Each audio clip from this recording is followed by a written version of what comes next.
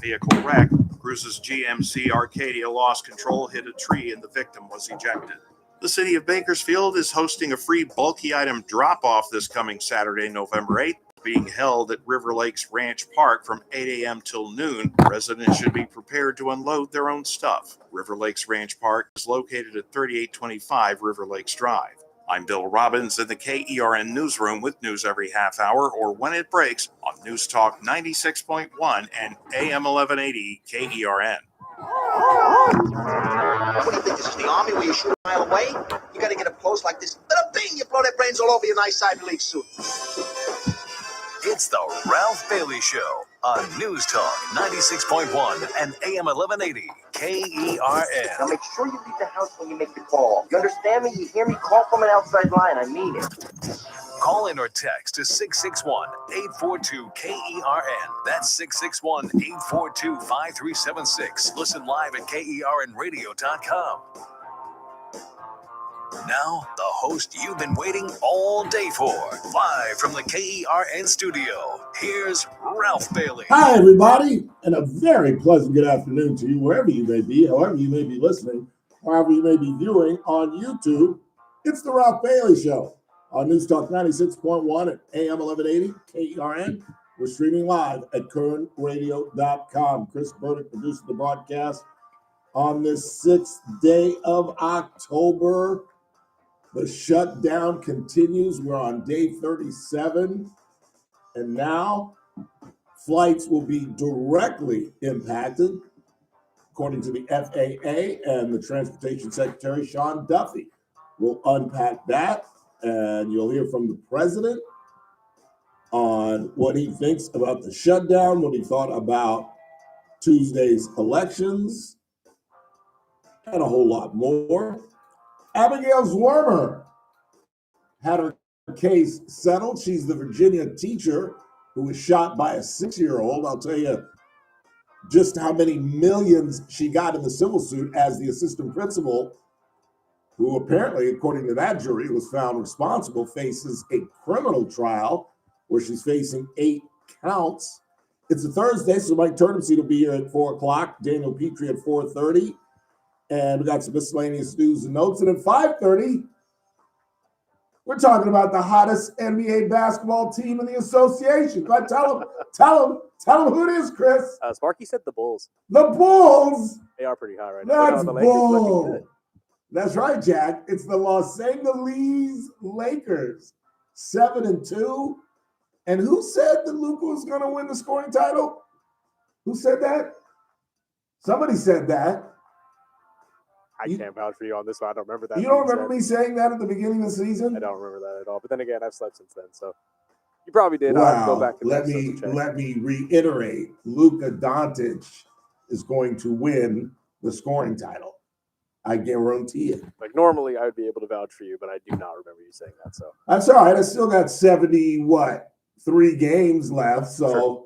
If you want to say that if you want to lie and say that I said it with 73 games to go instead of 82, that's fine. That's fine. But I did say it. This is still plenty of time through the season. Exactly. To actually be able to say that. I think he's going to do it. I really do. Especially. I told you it was the first time. I told you before I left here last night. This was going to be the first time I've seen him all season. I've not watched him with LeBron out, and then Luka was out. But Rory, what's Rory's? Please stand by. Hachimura? Yeah. Playing like an all-star. And I think we helped expose Wemby last night on how to please stand by. Oh, I'm in. Okay, that's something different. Oh, Lord. I've got a lot of Honor Flight folks texting me. We presented our check today to Honor Flight this morning at the annual breakfast. We raised $33,000 and change. And I want to thank all of you who participated in that. It's been 9 years now, and we've raised close to $350,000 and sent over 1,500 or 150. Do the math. What does 1,500 go into 350,000? We want to thank all of you, and I'm going to be sending out some personal thank you notes to some of the larger contributors. But over the 9 years, we have sent 233 veterans to Washington, D.C., including Billy Burke, who, again, we lost just a couple of weeks ago. And I had the great pleasure of spending some time with him. And you heard from Chris Orr, excuse me, you heard from Chris Orr, one of our regular listeners, who was Billy's guardian on Honor Flight 52. And he's just an amazing man. He died about a month now, I think it's been 1 month short of his 101st birthday. But again, thank you all for your incredible support. Don't forget the golf tournament coming up in March, our 4th annual. And, $11,000 an hour ain't bad. It was one of our lower years, but it ain't bad. It ain't bad. And like I've always said, you guys, Bakersfield's phenomenal. It really, truly is. It is, I think, the most giving community that I've certainly ever lived in. But I just want to thank you all for that. Meantime, Sean Duffy, our Secretary of Transportation, says that the FAA is cutting flights by 10%. They're going to start at 4% beginning tomorrow, and then it'll be 1% per day till it reaches 10%, lowering the traffic.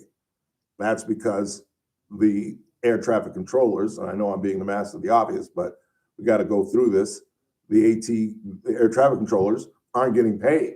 In fact, this week they've missed their second check. Can you imagine going a month without getting paid?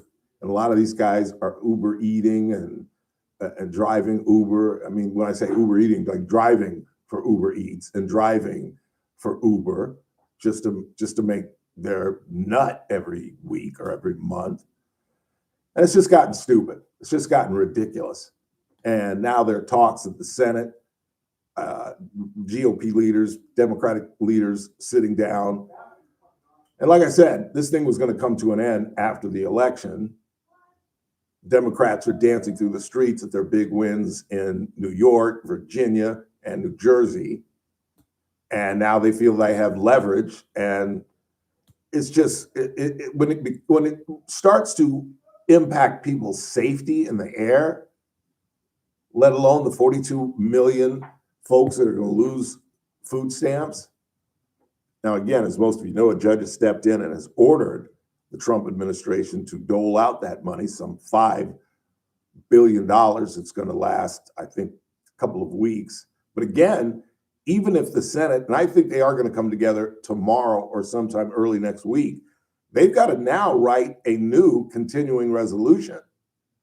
The clean CR that they were supposed to sign weeks ago expires November 21st.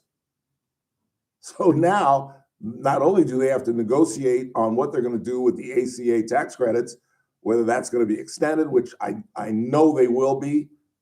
I don't think there's any chance in hell that we go through open enrollment without the Obamacare or whatever you want to call it, Affordable Care Act tax credits being extended. And you could argue against it, but it's going to happen because I think it impacts both parties.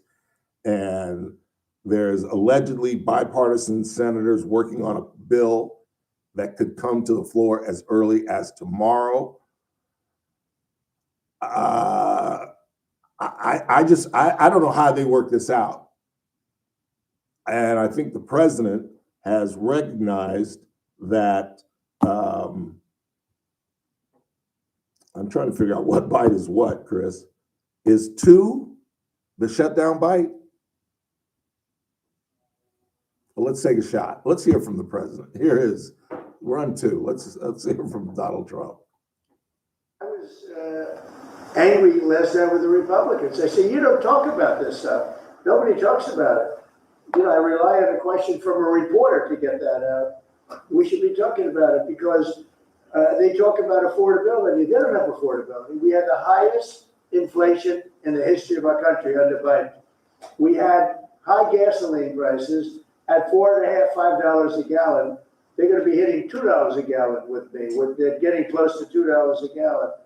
And when gasoline goes down and energy goes down, everything else follows. Okay, so that wasn't about that, but it is connected because they were discussing the shutdown and whose fault it is. And the president still, I think it's starting to seep in just based on poll numbers that the majority of Americans are blaming Republicans for the shutdown. I think the breakdown was 52-42 with obviously undecideds. But here is more from President Trump. This is from this morning. This is really a matter of, this is national security. And by the way, going bankrupt is national security. You know, our country was really in trouble. Going bankrupt, and the difference between going bankrupt and thriving, that's also national security. When you go bankrupt, when you don't have any money, you have no national security. Yeah, this is an allusion to what we talked about with Teresa Goldner. And he's alluding to the 1977 law, the International Emergency Economic Powers Act, which allows him to determine that this is an emergency, that the economic situation with China, the tariff situation is an emergency. And this deals more with the tariffs than it does necessarily the shutdowns. So let's go ahead and take our first break of the day. They're talking about Delta pulling back 170 flights, American Airlines pulling back 200 flights. These cutbacks, the 4% that starts tomorrow and then 1% per day until it reaches 10, is going to impact 40 of the busiest airports in the country. So obviously all the main communities, Los Angeles, San Francisco, New York, Newark, Teterboro, LaGuardia, JFK, Reagan, Dulles in Washington, D.C., Hartsfield, Jackson International in Atlanta, Nashville, Orlando, Miami. This is insane. And the fact that these guys, these women, these 100 senators can't come together and find 5 Democrats. We only need 5 Democrats. We have 53 Republicans. We have 3 Democrats on our side, led by John Fetterman from Pennsylvania. I keep forgetting the woman from New Mexico, and Angus King, the independent from Maine. So you say, well, Ralph, that's 56. We only need 4. Well, Rand Paul from the Commonwealth of Kentucky has voted with the Democrats. So that gets us back to 55. So you need to get to 60.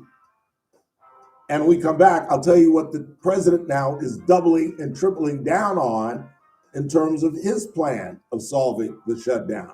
And you'll hear more from the president on the tariffs. And as I mentioned, Abby Swarmer is a rich woman. I'll tell you just how much a civil jury came in for the Virginia teacher who was shot by a 6-year-old. And we'll talk Laker ball at 5:30. The Lakers are 7-2. And Luka Doncic had 35 points last night, 9 rebounds, 13 assists. And get this, Luka Doncic, 5 steals. Skinny Luka is playing defense. The Ozempic overlord. Holy, no, he didn't do it Ozempic. You're an athlete. You can't do it Ozempic. No, you really think that? You think him and Zion lost all that way? Yes. As an athlete, you think a trainer would say, yeah, that's a good idea. Shoot yourself up with Ozempic. This is about as big of a weight shift as Barry Bonds coming back after the, They're athletes, Chris. No way in the world. No way in the world. First time out of the day, it's TRBS on a Thursday. Right here on News Talk 96.1 and AM 1180 KRN. We're streaming live, KernRadio.com. News Talk 96.1 and Oi, you got a mess maker right here. Run it. Would you run it? Every single day across America, it's going to be a mess. This is all because of the shutdown. We'll have all the details. Plus, China's chokehold on the drugs we take, computer chips, and a lot more threatens the United States. What is the Trump administration doing about it? We'll talk about that and much more on the next Armstrong and Getty Show. weekdays noon to 2 on News Talk 96.1 and AM 1180 KERN. Hope you join us every Thursday, particularly at 4:30, when Daniel Petrey from Messmaker and Petrey Wealth Advisors joins us. Daniel gives us a weekly update on the deficit and its growth. We look at silver and gold and obviously the stock market and all kind of economic issues that most importantly impact you. But again, you guys know what Messmaker and Petrey Wealth Advisors are all about. They're all about retirement. I keep telling you guys, it's one of the smartest moves that I've ever made financially. Call Daniel at 395-9400, 395-9400 if retirement is in your near future. Or just tune in Thursdays at 4:30 when he joins us every week. Daniel Petrey and the folks at Messmaker and Petrey Wealth Advisors. This broadcast is for informational purposes only. It does not constitute a solicitation or offer to buy or sell any security, future, option, or other financial instrument, or to offer or provide any investment advisory or other services to any person in any jurisdiction by Daniel Petrey or MPWA Inc., DBA Messmaker and Petrey Wealth Advisors. Any views expressed in this broadcast by us are prepared based upon the information available to us at the time, and we are under no obligation to update our views. Meet Paul Sheldon's client, Norma Diaz, owner of La Rosa Fruit Bars and Ice Cream. Hi, I'm Norma Diaz from La Rosa Fruit Bars and Ice Cream, and I'm a client and friend of Paul Sheldon. I've known Paul for many, many years, and my parents happened to be his first clients. So, of course, I called Paul and immediately felt this peace come over me, knowing that I didn't have to freak out about making a big decision. His knowledge about Medicare and your health insurance needs are beyond compare, and I was taken care of immediately by his wonderful staff. He knew everything that I needed and what I wouldn't need, so I was pretty much in and out of there in record time. If you're getting to that age or you're going to be needing to know about Medicare, then he's the one to call. He will totally help you out and get you pointed in the right direction. You're going to leave there feeling a great accomplishment, no concerns. And even if you have questions later, his staff can help you out. Those feelings are just priceless to me. So call Paul. You'll be glad you did. When Medicare matters, our team has the answers. Team Paul Sheldon. 398-2298.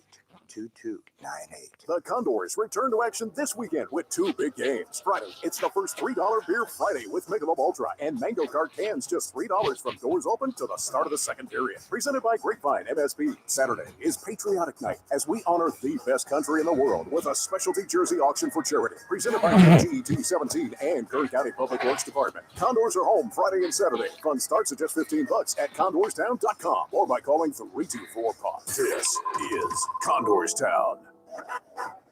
Not again. This copier is always jamming. We should call American Business Machines. Since 1927, American Business Machines, an authorized Canon dealer, has been providing reliable office solutions. From state-of-the-art copiers to advanced printers, we ensure your business runs smoothly. Visit abm1.com or call us today at 1-877-YES-ABM1. That's 1-877-937-2261. American Business Machines, your trusted partner for all your office technology needs. I'm JR Flores. Catch my show, The JR Show, weekdays at 2 p.m. Now, back to The Ralph Bailey Show on News Talk 96.1 and AM 1180 KERN. Of his loneliness, like a heartbeat drives you mad. 842-5376, 842-KERN. As I mentioned, senators are getting together, allegedly bipartisanly, to come up with a bill that will hit the floor tomorrow. They're expected to vote tomorrow. I am not optimistic, but again, as I have said, I think this thing's going to end fairly soon. There's no way that they can sit and watch planes being downed and flights being delayed and being canceled. And I mean, it is a nightmare out there. And of course, we're weeks away from the busiest travel time of the year. And now the big discussion is the filibuster. The president has now quadrupled down on the idea of using the nuclear option. And why is it called the nuclear option? Because there are only two ways to end the filibuster. One way is a 2/3 vote. 67 senators have to come together to end this thing. That ain't going to happen. That's not going to happen. The other way is a senator raises, I'm reading now from, I don't know if this is from the Constitution. I got it off Wikipedia, but I don't know if this is from the Constitution. The senator raises a point of order or objection to the 60-vote requirement for cloture. If you didn't know, and I'm praying that you all know this, to stop a filibuster, you got to get 60 votes. Or to pass legislation, you got to get 60 votes. The point is you got to reach at least X amount of folks on the other side, or you have to have an overwhelming majority in the Senate, which means you have what's called a mandate. Clearly, no one has a mandate right now. This country is as divided as it's ever been. So to get rid of it, you can't get 67 votes, but a senator raises a point of order of objection to the 60 vote requirement for cloture. That's the process of killing a filibuster. The presiding officer rules the objection out of order. Then a simple majority of senators votes to overturn the presiding officer's ruling, creating a new precedent that lowers the cloture vote threshold to 51 for that specific type of vote. The method only requires a simple majority vote of 51 senators. This has been used before, such as for judicial and executive branch nominations, but a single majority is required to pass it, and some senators may oppose it. And of course, the logical reason you oppose it is because all of a sudden legislation becomes ping pong. It's ping pong from one party to the next. And Trump, who is not a conservative, I don't think he gives a doggone about the Republican Party post 2028, is saying, I don't care. Let me do what I want to do for the next 3 years. And then, sorry, guys, because there is a remote possibility that a Democrat could be in the White House in 2029. There is a distinct possibility that Democrats could be in the majority in the Senate as early as the midterms. And so anything they implement now by a simple majority, if in fact the nuclear option was used, would simply be overturned in the midterms if in fact the Democrats would have a majority. And then let's say they win the midterms in 28 or in 26 or wherever. Yeah, 26. And then let's say the Republicans come back in power in 28. Then everything they enacted during the midterms would get overturned in 28. And we'd be going back and forth just like this, just like ping pong, depending on who's got the 51 as opposed to the 60. That's crazy. But there are some who are buying in on this, whose logic is, I suppose, well, at least we got 3 years of unfettered laws. We can get a lot done in the next 3 years. That's assuming that you can maintain come the next midterm. It's an idiotic idea. It's an absolute idiotic idea that I don't think there's any way in the world John Thune, the majority leader in the Senate, is going to buy into. It's political suicide from both sides, and it gets nothing done. It's like it's just gumming up the works even more than it is today, if you can believe that.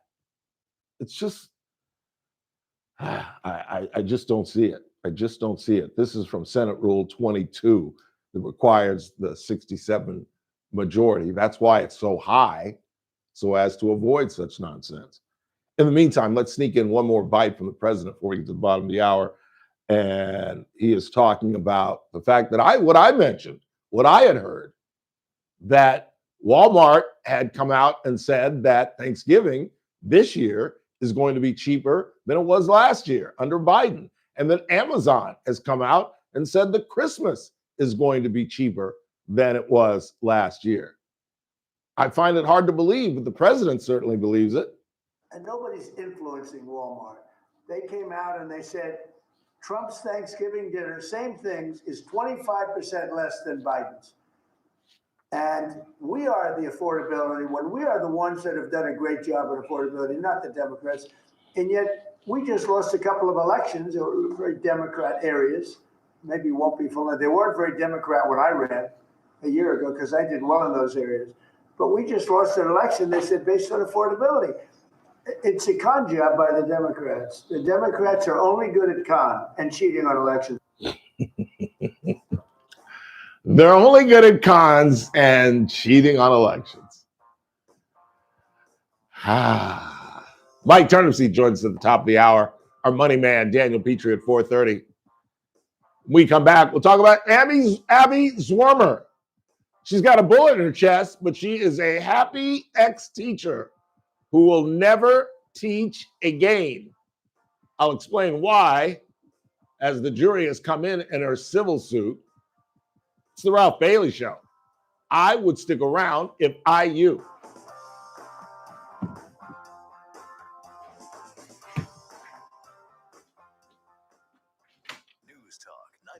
If I could be with you all my life, I would be with you. I'd be anything but. With us are Keith Peters in Washington. Travelers can expect to see fewer flights to many major U.S. cities starting Friday morning.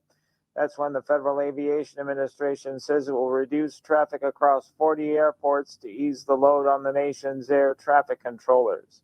The head of the FAA says the unprecedented move is necessary to keep air travel safe. The world's richest man was just handed a chance to become history's first trillionaire. Elon Musk won a shareholder vote on Thursday that would give the Tesla CEO stock worth $1 trillion if he hits certain performance targets over the next decade. The vote followed weeks of debate over his management record and whether anyone deserves such unprecedented pay. On Wall Street, the Dow down by 398 points. This is SRN News. News Talk 96.1 and AM 1180 KERN. From the KERN Newsroom, your live and local news update on News Talk 96.1 and AM 1180 KERN. I'm Bill Robbins, the Bakersfield police detective accused of sex crimes who was to be released from jail has his release revoked after federal prosecutors filed a motion on Tuesday to revoke the judge's decision to allow 36-year-old Mark Lugo to be released under strict supervision. Lugo is accused of using social media to contact a 15-year-old girl from South Carolina to convince her to commit a sexual offense. The city of Bakersfield is hosting a free bulky item drop-off this coming Saturday, November 8th. It's being held at River Lakes Ranch Park from 8 a.m. till noon. Residents should be prepared to unload their own stuff. River Lakes Ranch Park is located at 3825 River Lakes Drive.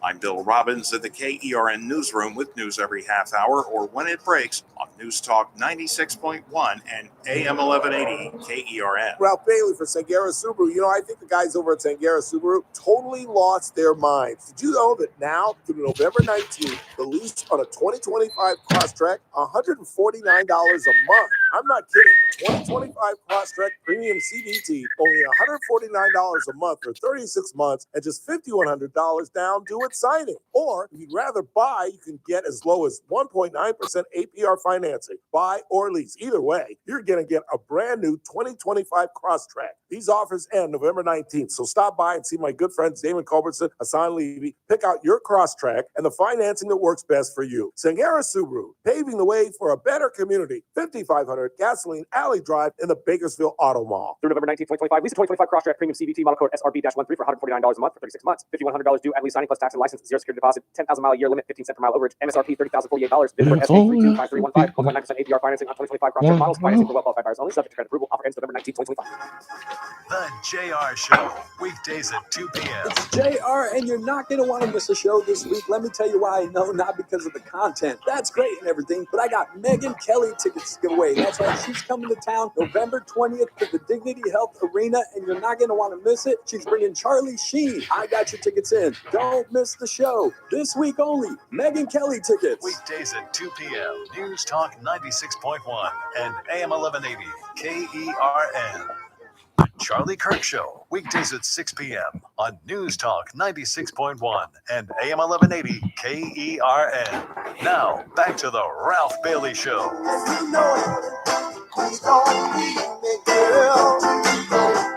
Ain't too proud to plead, baby, baby. Please don't leave me, girl. Hey, have you seen the Antonio Brown story? Yep. Pull it up and read it. Antonio Brown, former Oakland Raider? Yeah, well, no, Oakland. he never actually played for you. He was in the. But it was when we were in Oakland, right? Yeah, I believe. Yes. It was yeah, the John he Gruden never, years. He never made the trip over to Vegas. Ah, Long-time Pittsburgh Steeler. the man, yes, longtime Pittsburgh Steeler, former, who did he take his clothes off with? That'd be Tampa Bay. Former Tampa Bay Buccaneer who got there because of Tom Brady and then made a vile comment about his ex-wife. The guy who literally quit on the field and took his uniform off as he was walking to the locker room like he was doing a striptease. The guy who was accused of the same thing the field goal kicker was accused of, going to massage parlors or having therapists come, physical therapists come, and trying to make it a happy ending. He's in new trouble. Get a load of this. So this is from CBS Sports. But 5 months after the authorities of Miami-Dade County issued a warrant for the arrest of Antonio Brown, former NFL wide receiver, for attempted murder with a firearm. What happened was that he was out at I believe it was a celebrity boxing event in Miami, where he got into an altercation with a couple men. At first, actually, I remember hearing Antonio Brown had put in a warrant for the other men, claiming that he was actually jumped or attempted to be jumped for his jewelry. When it actually came out that it was the other way around, Antonio was acting erratic. He was trying to rob somebody? No. He wasn't trying to rob anybody, but he was acting erratic. The people tried to intervene, and that's when Antonio pulled out a gun. Of course he did. Shot in the air, and yeah, things ensued from there. And he was in Dubai. Yes. So they went. Authorities. He has since moved, like right after that incident, months ago, went to Dubai, out of American custody, obviously, and has essentially been there ever since. Until he's now been exonerated and sent back to the U.S. Extradited. Extradited. I apologize. Yeah. The feds went and got him. Yeah, they went and got him. Wow. Because again, these are very serious charges that Antonio is now going to have to deal with. You think attempted murder? He just fired the gun in the air? I can't remember exactly. It doesn't say specifically here. It just says attempted murder with a firearm, where again he was. Well, where'd you get the fired in the I air? just remember he fired the gun because that's when he like. Well, he had to have fired, yeah, because firing a gun in the air, that's mischief and mayhem, but that's not attempted murder. You gotta aim at somebody Antonio to Brown get an claims attempted on murder. social media they were attempting to jump him and trying to cause physical harm to me, quote unquote. And that's why he shot at him. Yeah. Is there any description of the event? There is video footage, yes. Of the event? Yeah, you could look it up online. There is video footage of this. And what does it show? Have you seen it? I've seen it, but it's really blurry, to be honest with you. It does show an altercation and then people just running. You do hear a gunshot. One? I saw this video months ago. I couldn't tell you right now. You saw this months ago? Oh, yeah, when this actually happened. Why have you been keeping this a secret? I haven't been keeping it a secret at all. We've talked about it on our show multiple times. Oh, on your show. No, we didn't. This is the first. Yeah. No. I'm almost positive. This is the This first. happened, the altercation initially happened like 5 months ago. This is the first I've heard of this. I was blown away. Randy told me about it. First I've heard of it. That is crazy. Yeah, the altercation happened May 16th. And for them to have leveled attempted murder, he did more than shoot in the air. And for them to go to Dubai to track his ass down, that, there's not a part of me. Sorry, that's right. He actually took the gun from a security officer too. That was part of it. So it wasn't even his gun. It wasn't even his. He took it from a security officer when this entire fight began, and then started flailing it around. And yeah, so that makes it even worse. I forgot about that part of it as well.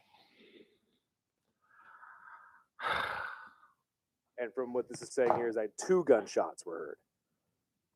Why don't you just read the first 3 paragraphs? No. Again, it just said I'm reading as I go, but yeah, that's essentially what it is. Wow. I don't know why I'm stunned. I don't know why. Again, I knew he was a troublemaker and had maybe even mental issues, maybe CTE from that famous hit. Who was that clocked him? The guy that we had for a little bit, the linebacker for the Bengals that just perfect. Yeah, that we had him for a hot second, and we couldn't even handle him. and he just destroyed Antonio. And although he was a pain in the ass before that, You could pinpoint that as where his entire like persona, I guess is the best way to put it, kind of came out. I would Before that, he was a well-mannered wide receiver. I don't know about all that. I don't know about that. He wasn't. You're right. He wasn't. Like, unless you're thinking He of wasn't. incidents before that, Well, he was demanding the ball, and there were, typical wide receiver diva activity. It was never like some of the stuff that he got into later. But wow, just athletes. Is it just that they? You know what it is? They just make so much money now that they feel untouchable. They absolutely feel untouchable. Never in the history of sports have athletes made, kind of corporate money where they're making tens of millions, hundreds and hundreds of millions of dollars a year, because we only see their $56 million contract. We don't see what, Shohei makes with New Balance and with the watch companies and with every other endorsement that they make. These guys are making so much money that they feel like they are untouchable, which, I think seeps into and is connected to the gambling situation and the throwing of games where these guys just think they're untouchable. And they're surrounded by yes men, they're boys from high school or college who are their posse or their entourage, whatever term you want to use. And they just feel like they are absolutely untouchable. They can do. He stole a gun from a security guard and used it to shoot at people. I've heard of some crimes. I ain't never heard of that. Good googly moogly. I'm sorry. That just I don't know why I'm surprised. I really don't. Meantime, I guess on a much lighter note, if it can be, if we're talking about another shooting, Abby Zormer, we've been following this thing for months now, ever since the attack at a Richland elementary school in the Commonwealth of Virginia. She was shot by a 6-year-old who found his mother's gun in her purse. The mom, as we've told you, was sentenced to 2 years in prison in 2023, so she's due out. They also added on a marijuana charge. They found marijuana in the home when they searched it. And he went to school, had a gun in his backpack, as any 6-year-old might. He showed it to many of his students. It caught the attention of 4 different teachers who went to Ebony Parker, the assistant principal, who is now, after this trial is now concluded, she's now facing, Ebony Parker is, 8 criminal counts on various charges of neglect and boop, boop, because again, there were 4 teachers that went to her and told her that students had seen the gun. Parker's response was, "Did you see the gun?" And they all said no. So she said, "Well, we'll take care of it after school." And in fact, one teacher confronted the 6-year-old and demanded to see his backpack. And the boy said, "No, nobody's searching my backpack." Isn't that incredible? How savvy 6-year-olds are now. Like, really? Think about it. I guess I'm talking to old people, or maybe even to you, Chris. Did you have the balls at 6 to say, if a teacher came up to you and said, "I want to search your backpack," and you'd say no? Absolutely not. I can't even imagine being 6 and having, that's like Lily, like JR's child. She's like going on 9. And I don't see her like back talking to an adult like that. Like you would, but immediately you would backtrack and be like, "Oh, I shouldn't have said that. My fault. I'm sorry. Here, take this." Yeah, after the teacher says a second time with a little bass in his voice, I said, "Give me the backpack." And every 6-year-old that I have ever met in my life would be like, "All right, here." Obviously he had a gun, he had something to hide, but and shame on the teacher who didn't say, "Boy, give me that backpack. What's the matter with you?" How to turn that child up by his ankles and shake him. Then Parker, and I bet this is part of the criminal charges, told him that they could not search the child without his parents' permission or presence, which simply is not true. Let's go ahead and take a break. And we come back, you'll hear from the two attorneys, correct? Yes. From the prosecution, essentially, Abby's attorney, and the defense for Ebony Parker, in what was, I felt, an absolutely convoluted defense on their part. The idea in the year 2025 that no one could imagine a 6-year-old having a weapon, which I think is a fair statement. It would be stunning. But in the year 2025, if you are a school official and someone says gun, I don't give a doggone how old the child is, what the circumstances are. You've got to put everything on hold and investigate that situation. As soon as the word gun is even discussed, you got to err on the side of caution. You absolutely do. And I think when she goes before a criminal jury, they're going to think the same damn thing. Quick time out. Mike Turnipseed at the top of the hour. Our money man, Daniel Petrey at 4:30. You're listening to the Ralph Bailey Show on Newstalk 96.1 at AM 1180 KERN. We're streaming live at kernradio.com. News Talk 96.1 and AM 1180 KERN. Start your day right. First Look with Scott Cox, 6 to 9 a.m. On the Friday edition of the First Look program, we'll continue on with the fallout of Prop 50, I guess. I don't know. We'll talk to our friends from Minterfield about a show they got coming up. We will have news and traffic and weather. It's all happening 6 to 9 a.m. right here at News Talk 96.1 and streaming live on the internet at kernradio.com. First Look with Scott Cox, 6 to 9 a.m. News Talk 96.1 and AM 1180 KERN. Carpet Outlet Plus. Every day is sale day. No one can beat us, no one can touch us. You won't find better prices. Shop and compare, we don't care. Take a look our way and come into Carpet Outlet Plus. Every day is sale day.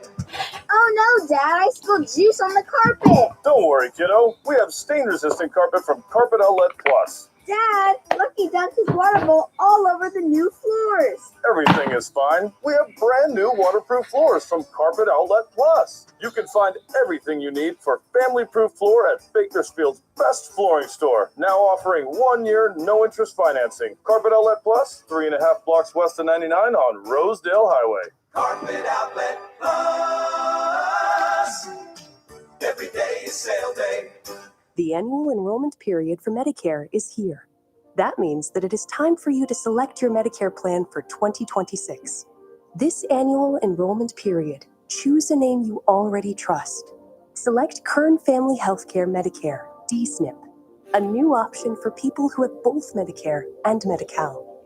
For over 29 years, Kern Family Healthcare has been a trusted name in Medi-Cal. Now, we're here to support your Medicare journey too. Call 1-866-661-3767. Again, that's 1-866-661-3767. Or visit www.kernfamilyhealthcare.com/Medicare to learn more and enroll. Start your Medicare journey with local care you trust. Choose Kern Family Healthcare. Kern Family Healthcare Medicare is an HMO D-SNP plan with a Medicare contract and a contract with the California Medicaid program. Enrollment in Kern Family Healthcare Medicare HMO D-SNP depends on contract renewal. Must qualify for enrollment. Results may vary. Attention! Have you racked up $10,000 or more in credit card debt? Are you barely getting by making minimum payments? With credit card debt reaching all-time highs, National Debt Relief is notifying consumers about significant debt relief options currently being made available to help those with overwhelming credit card debt. These options may reduce a large portion of credit card debt for those who qualify. You don't need to declare bankruptcy or take out a consolidation loan, and you may only have to pay back a fraction of what you owe, even if you have bad credit. National Debt Relief has already reduced the credit card debt for more than 550,000 consumers, so don't wait. If you owe $10,000, $20,000, or even $100,000 in credit card debt, You can now take advantage of this financial debt relief as the cost of living continues to skyrocket. To check what debt reduction you may qualify for, call 800-399-7272. 800-399-7272. Again, that's 800-399-7272. The Armstrong and Getty Show, weekdays noon to 2 on News Talk 96.1 and AM 1180 KERN. Now, back to the Ralph Bailey Show.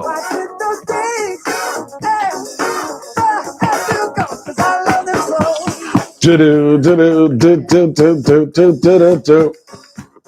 Do-do, do-do, do-do, do-do. 842-537-6842-KERN. As I mentioned, the Abby's rumor case was settled today. The jury came back. She was asking for $40 million. Again, for those 3 people, maybe, who have not heard about this, maybe not followed it, but I'm sure you've heard about it, at least from me, if not from national news, the Today Show, and some of the other morning shows. She was shot 2 years ago by a 6-year-old who stole the gun from his mom, stole it out of her purse. She was sentenced to 2 years, came to school, showed it off to friends. Zwermer herself went to the principal earlier in the day and reported, she didn't know about the gun at the time, but she reported to the principal that the boy was acting typically erratically because he had a history of acting erratically. In fact, the mother was supposed to be at school with him. He was such an erratic problem. And following that, 4 different teachers who testified in the civil suit went to Ebony Parker, the assistant principal, and said, there are students that are coming to me who have said they've seen the gun. And again, like I said earlier, Parker's response was, did you see the gun? And they all said no. And one teacher tried to take it from him, and the boy wouldn't let him in his backpack. And the teacher backed off in his belief that you can't search a student without the parent's knowledge or presence. Here is Abby Zwermer's attorney making their case. You can't stick your head in the sand and then come into court and say, I didn't have the information when it was your job to find it. It absolutely was. I don't care how old he was. I don't care what the situation presented itself. In the 21st century, if there's word of a gun on a campus, as we've seen, how many times have our days been interrupted by a shutdown at a school because word got around one of our local campuses that a gun was on campus? And then it turned out to be, some kid trying to get out of a 10th grade French class test, and he just called in a gun, or a rumor just got started. Somebody saw something that they didn't see. How many times have we seen schools shut down because of that here locally? Because in the 21st century, if the word gun pops up, responsible principals have to do everything they have to get to the bottom of that until they either find the gun or dispel the rumor. Here is Sandra Douglas. She was fighting the $40 million civil suit. It was a tragedy that until that day was unprecedented, it was unthinkable, and it was unforeseeable. That's just maybe, but I don't think it excuses you once the word gets around that children saw the gun. I don't think that more than one child would conspire to make up a lie about seeing a gun on campus. Here's more from attorney Sandra Douglas. There are things she did not do. She did not seek classroom coverage to personally discuss any of this with Dr. Ebony Parker. No visit, no call, no email. Werner's lawyer pleading with the jury to fight for his client. That's the reporter from the Today Show. But she had no knowledge of the gun. She did report that the boy was acting erratically. And she won $10 million. Again, they were asking for 40, but this does not spell well for Ebony Parker, who now, as I mentioned, is facing an 8-count indictment for negligence, et cetera, et cetera. And the defense that this was unforeseeable is untenable. It is absolutely untenable, because you could say that about anything. You could say that about someone bringing a bomb on a high school. You know, have we ever seen that here in Kern County? Has anybody ever brought a bomb to a local high school? Not that I remember. That's unprecedented and unforeseeable. But can you imagine if a local principal ignored rumors that a bomb was on their campus and then it exploded and killed somebody? And the principal's defense is, well, it's never happened. It's unprecedented. Who could imagine that a 16-year-old could build a bomb and bring it to high school? That's absolutely no defense. That's absolutely no defense. Now, I don't know what they're going to sentence Ebony Parker to. I find it hard to believe that they're going to throw her in the who's gal, but she should not be allowed in a classroom again. She should not be allowed on a school campus again. She should not be put in a position of leadership in any type of educational institution. She has what I would consider to be kind of a cavalier attitude toward this at a time when that's just unacceptable. How can you be cavalier given our recent history, given the schools that have been shot up, the students that have died? I find that indefensible, absolutely indefensible. 842-5376. But again, she got a cool $10 million. Well, so she gives what? 2 of it to her attorneys, about 4 or 5 to Uncle Sam. She walks away with a cool $3 or $4 million. I could live on that for 40, 50 years. What is she, in her mid-20s, late 20s? Like, I think she's 27 years old. Yeah, you could work with $3 million for the rest of She has to give 4 or 5 to the government. Isn't that crazy? That's stupid. Isn't that crazy? 40%. 40% she's got to give right off the top to the government. So she'll walk away with like $3 million. You put $1 million, you give $1 million of it to Daniel Petrey at Messmaker and Petrey Wealth Advisors. I take $1 million of it and buy a really nice home. And then I'd go blow about 50 grand traveling, acting stupid. And you still got about $1.5 million left. Isn't that crazy? Out of $10 million, she's going to see about 3. That's crazy. What do you got on the board before we get Mr. Turnipseed in here? Nancy Pelosi announced her retirement today, and all Mike Johnson could say is because Congress is too liberal for her. She's 85 years old. Johnson can take notes from Pelosi and teach him how to lead instead of bowing down to co-equal part of government, the executive branch. Well, the speaker is exactly right. And you know who's next? Chuck Schumer. They are getting out of the way for this new movement within the Democratic Party. As quiet as it's kept, there is turmoil in the Democratic Party. Who is the leader?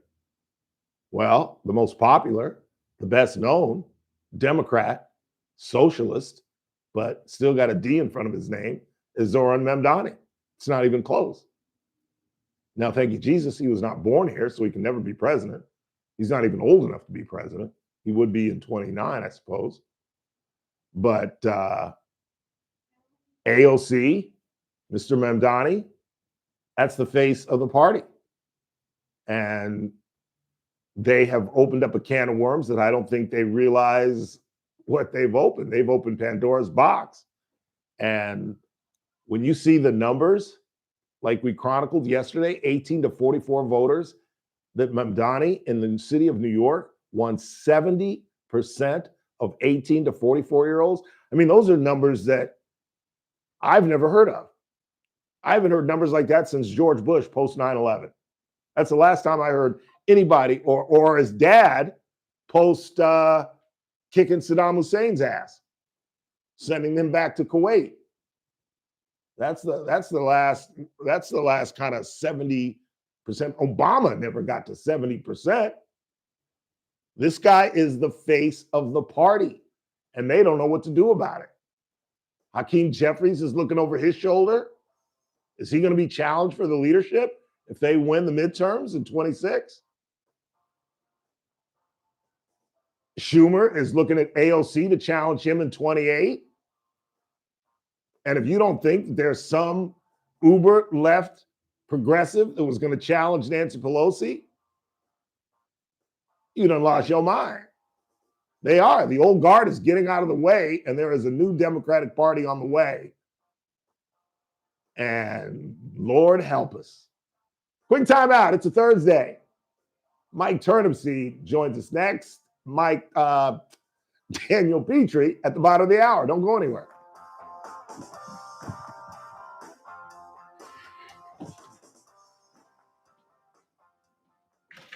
This is AM 1180 KERN. Green Acres. This is 96.1 FM.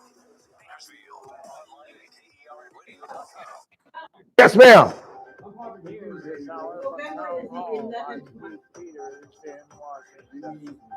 A former Virginia teacher who was shot by a first-grade student in 2023 wins a lawsuit against her ex-school administrator. The jury on the What, I posted the thing? Oh. Abigail Werner And I put and 10. her damages at $10 million. The lawsuit accuses the administrator of ignoring warnings that his students had before the teacher was shot. Jurors returned the verdict against Ebony Parker, a former assistant principal at Rich Neck Elementary School in Newport News. Abby Werner was shot in January 2023. A bullet damaged her left hand and remains in her chest. Parker is the only defendant in the lawsuit.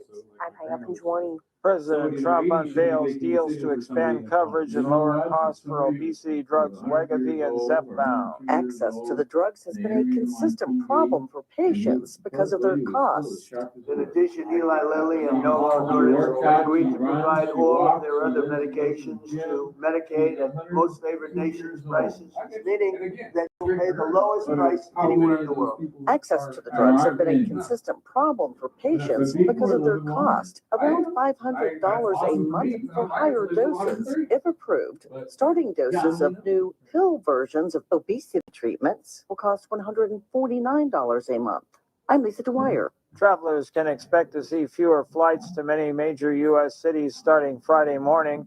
That's when the Federal Aviation Administration says it will reduce traffic across 40 airports to ease the load on the nation's air traffic controllers. The head of the FAA says the unprecedented move is necessary to keep air travel safe. On Wall Street, the Dow down by 398 points, the NASDAQ dropped 445. More at townhall.com.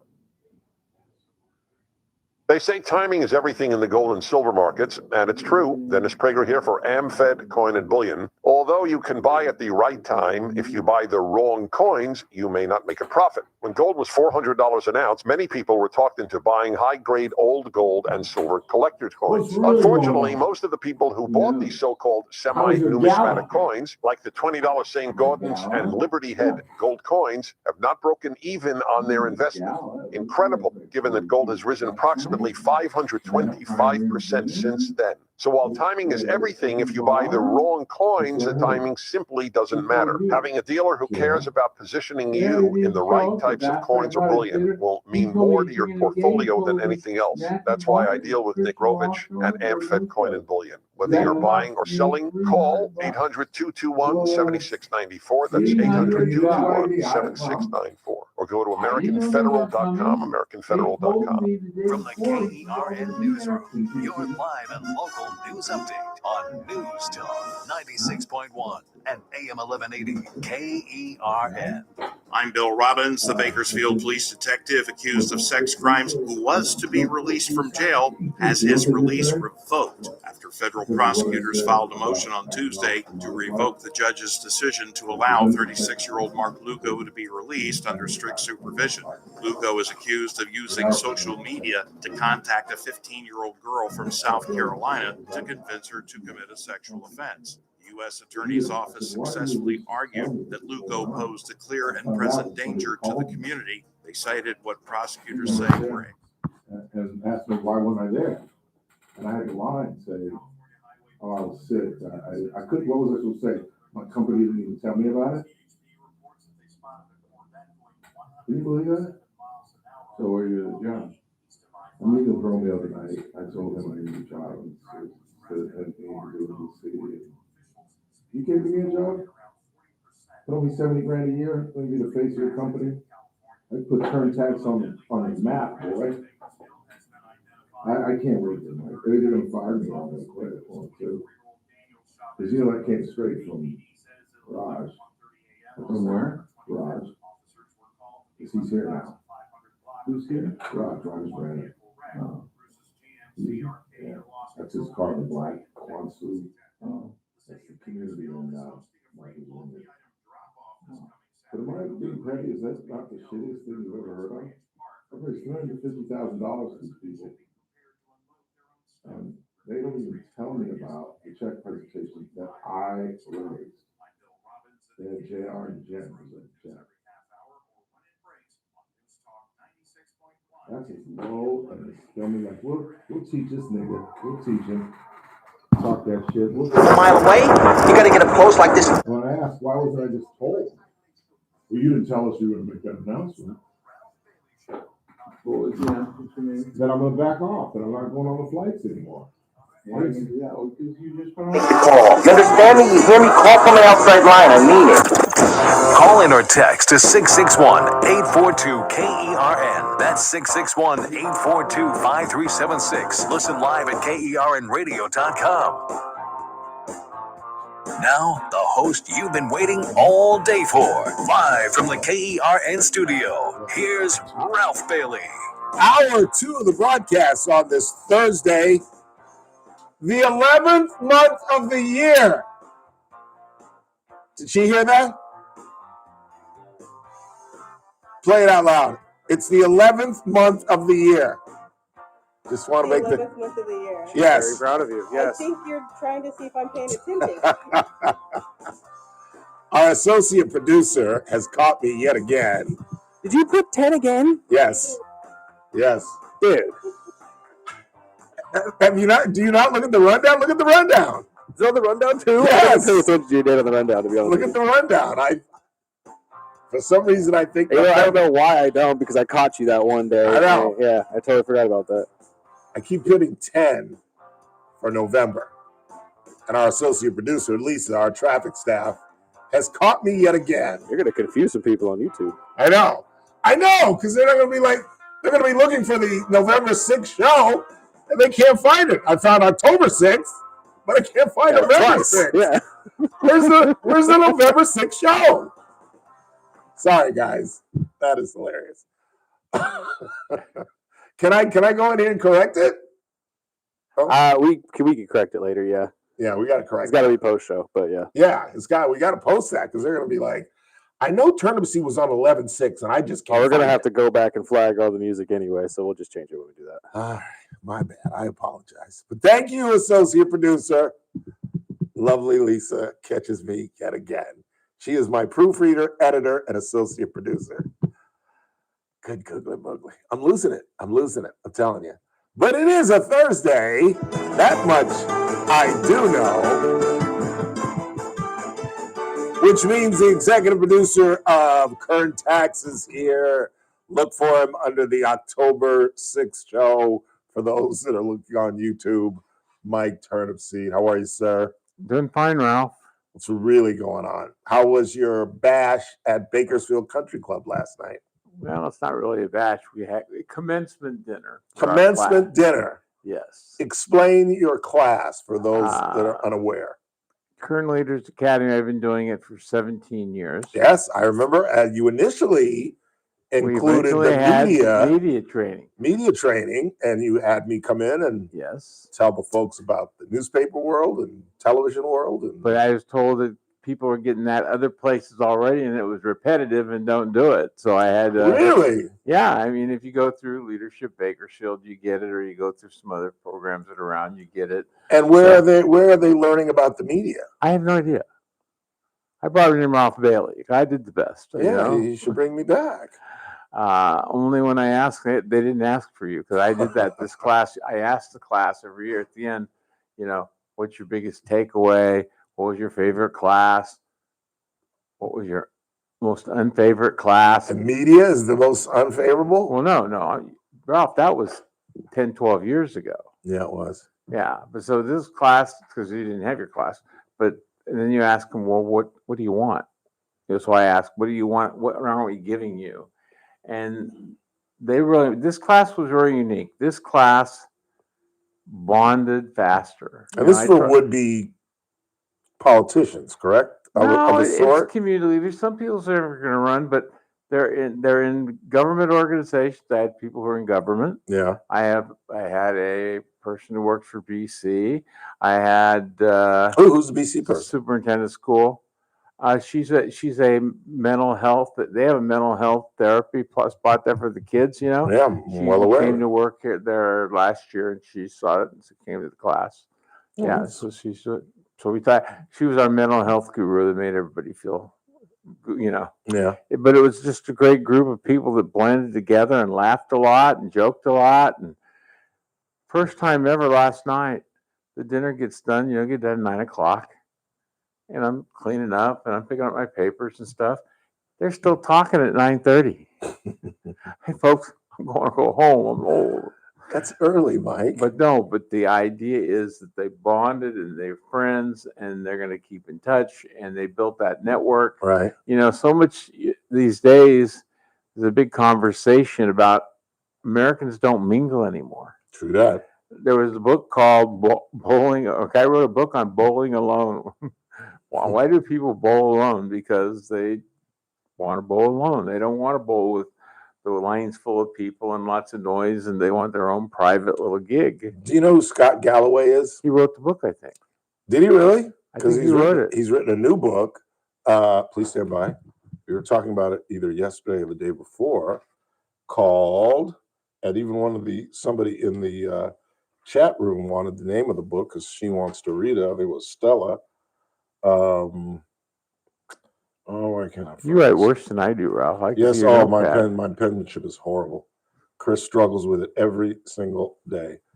But he wrote a book. But he's written a lot of books. Well, he's written one about men and how we're losing young boys. He's on quite regularly on a radio show that I listen to in the morning, and it's the boy problem. Yeah. Yeah, and how these kids. They've been talking about it a lot the last 2 weeks, and it's just amazing because these kids sit at home. Here it is. And the statistics, have you seen some of the statistics that are released? The name of the book is Notes on Being a Man. And 60% of 18 to 25-year-olds are living with their parents. Yeah. And the most Googled thing by these kids, 18 to 25-year-old, and he charted it from 2015 to 2025, and it goes up like the stock market, where they're Googling how to make friends, how to meet people, and what do you do about feeling lonely? That is it makes you want to cry, because your early 20s and throughout your 20s are like some of the craziest, funnest, wildest. You can do what you want and probably still get away with it years of your life. Well, I'm not these young kids, 20, but you're a teenager. You could always say, "Well, he was a teenager." Oh, you can get away with murder up until about. Well, I'm talking about 25. murder. Well, I don't mean literally murder, Michael. I'm not Antonio Brown here, but I mean, you can get away with being stupid till you're about 25, 26, 20. You're stretching it into 27. Chris is completely out of the box at 31. A cop or somebody would look at you, a grown ass man, boy. I don't want to hear it. You know what I'm saying? But those early 18 to 24, those are the years where people kind of say, yeah, because your brain, we know physiologically, your brain, your frontal lobe is not formed until you're 25. That's why these kids can't run a car until they're 25 years old. And yet they're lonely. Now. They don't know how to meet friends. In the gangs and stuff that are 15 and 14, they're shooting and killing people. We're not even talking about that. That's apples and screwdrivers. We're talking about middle-class suburban kids who are living with their rich parents, aren't leaving the bedroom that they grew up in as teenagers. And you know what? Another thing that he said is a big factor? Porn. Because these kids don't have to meet. They're on their phone and they're taking care of themselves. They talk about having porn online. Yeah. And I'm just trying to figure, I can't visual. How do you have relations with your computer or your phone. I don't know how that. I'm not going to go there, but It's sad though. It's not is, funny. It's sad because they're not dating. They're not having Yeah. kids. They're not getting married. It's really sad. It Michael. was a big, and this is like 10 or 15 years ago in Italy because they have no population, but they're declining in population like worse than us, and so they did Same a thing in survey. China. They did a survey though, and all these guys, 30 years old or 35 years old, are still living at home with their mother. Yeah, it's crazy. Now they were dating, but they didn't get married, so no, so there's no kids. And they interviewed it, and the biggest reason these guys would actually say it. Well, I haven't found a gal who cooks as good as my mother, who irons as good as my mother, because I ironed her shirts, and the sheets on the bed, and I can't find anybody as good as my mom. Galloway writes 45% of 18 to 25-year-olds have never asked a girl out. Is that frightening? Well, that is frightening. I know, and I won't drop. But then this has been probably say 7, 8, 10 years ago. 10 years ago, I was talking to one of the hospital presidents about. In fact, they were teaching our public health class. Yeah, and do all the stuff. And at the end, everybody asks their questions, and you're asking questions. And the last question of the night, I said, "What is your biggest challenge that you face as a hospital president?" And I said, "Is it attracting nurses and doctors to come here?" And she says, "Nurses." She said, "We can get all the nurses we want from the Midwest." They had a pipeline. All right. We have a pipeline in the Midwest. They come here because we pay more. California, girls are coming here young. They're looking for husbands. Yeah. In 2 years, they leave because they can't find. That was 10 years ago. And I was at because they can't remember find the old Steak and Grape that used to be out in the Northwest restaurant? Yes. I was out there with my wife one night, and in walks this gal. She's probably 5'4". I've told you. I think I've heard the story on the golf course. Yeah, but she walks in her black Audrey Hepburn dress. Yes. Hair, long, beautiful blonde hair. We get the picture, Michael. Makeup. We get the picture, Michael. And behind her comes this guy who's like 6'4". He's in blue jeans, work boots, a plaid shirt with just a nylon vest over it, wearing a baseball cap. And they sitting down at one of Bakersfield's nicer restaurants at the time, and he kept his hat on the whole time in the restaurant, the whole dinner. He didn't take it off. And I said, "Gal, why didn't you reach across the table and slap him?" Because she was so into a night out on the town, and he just looked like he came from working in the oil fields. I have used segments to talk about that. I was at a recent wedding, and a man was dressed just as you described at a wedding, at a formal wedding, where 85% of the men were wearing tuxedos. 15%. Oh, that's really dressy. Then. 15%. No, tuxedos. I've shown you the picture of me and the Burton brothers. They were both in tuxedos, and they were not in the wedding. Or maybe Kevin's brother was. I can't remember. No, but nevertheless, I know Kevin wasn't. He was in a tuxedo. Most of the guys were in tuxedos, but about 10 or 15% of them were in jeans and boots and flannel shirts and ball caps. And one guy had a do-rag on at a formal wedding. See, that's the problem. And when I talked about this the other day in connection to Galloway's book, the difference is, and the reason there is a discrepancy is because men don't care about economic viability. Men don't care. Women. If you're a 10, you could be homeless and a guy will ask you out. But women, that's one of the top 3 things they look for. Financial stability. Exactly. I'm not, going to go around with no scrub. And chances so are, these 18 to 25-year-olds who are living with their peas ain't got no chance of being with a woman, and they know it. and she's an RN, which makes her a college graduate. Yep. And that's 60-40 women. Now? Yeah. It's when it was 60-40 us when we were growing up.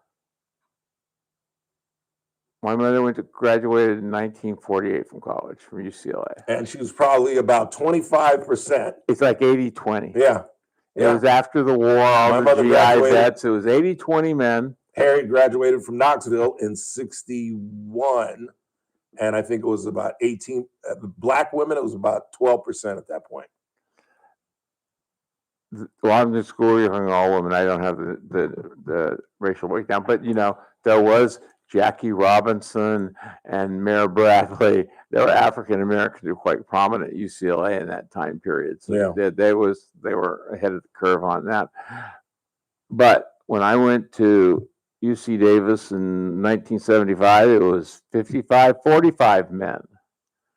Now it's over 60% women. Well, that's not bad, but the women were coming up. Right. Now 60-40 women. 60% women. Yeah, I think it's even lower. I think it's and the engineering 33%. And you're giving more engineering degrees out now to women than men, and mathematic degrees. The men are just disappearing because they used to be, even then, 90% of the engineers were men when I was in the old days. I blame my generation, maybe the generation ahead of me and the generation behind me, because I don't think fathers are in the home. I think that's what it is. You've got to see somebody. If there's anything positive about Ralph Bailey Jr. is I have a work ethic. And the only reason I have a work ethic is because I lived in a home where when I got up, I never saw my dad in the morning. Never saw him in the morning. Because he was already out the house and gone to work. Yeah. And if you don't see that, it's hard to emulate that, I think. I really do. Even if mom's working, it's hard to emulate that if you don't see a man getting up and coming home from work every single day. I don't know. That's a major problem, and it's probably the biggest problem facing America in the workforce. Yeah. It's got all this, the biggest problem in the national debt. You go forward 20 years, people are supposed to be working in the workforce and paying the bills. Yeah. They ain't gonna be there. Yeah. Hey, can we go to the bottom of the hour? Because we just spent 21 minutes talking about something I didn't really want to talk about. What do you want to talk about? I want to talk about last night's city council meeting. Okay. Well, you weren't present because of your dash, but you said you saw it today. I looked at it today, yes. Your thoughts on what the city's doing? Did you see about this fireman, Edward, hang on. The police? No, about fireman by the name of, why can't I find his name on my notes? Sloan is his last name. Edward Quincy Sloan, who sued the city and BFD for racial discrimination and harassment. Yep. He won $700,000, and now he went before the city council to ask them not to appeal the decision. What do you think is going to happen? They're going to appeal the decision. Of course they are. Of course they are. Well, he was first time in history, and I heard this from somebody else before the council meeting. Because when they have people, I usually skim through those because I don't like hearing what people say. Right. But he was with the suit on that came on and talked after the policeman, I think. Anyway. Right. Yeah, you're right. You're right. And he was the first time he was ranked number one through all the tests and all the experience and everything. He was like the top dog of the list, and they didn't hire him.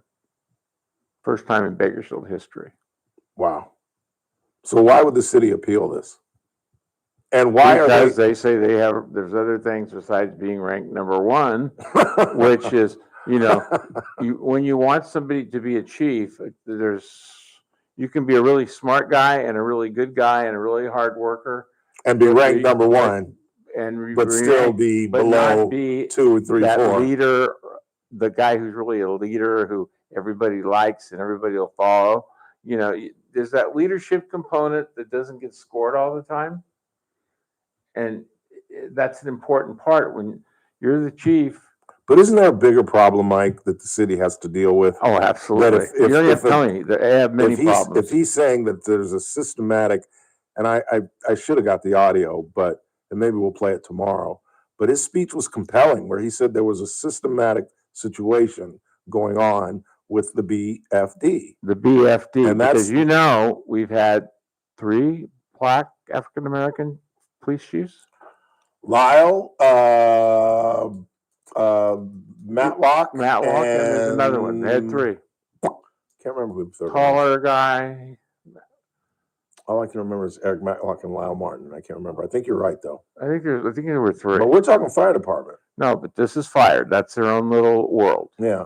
And I've dated a woman who her husband was a fire person who retired at 52.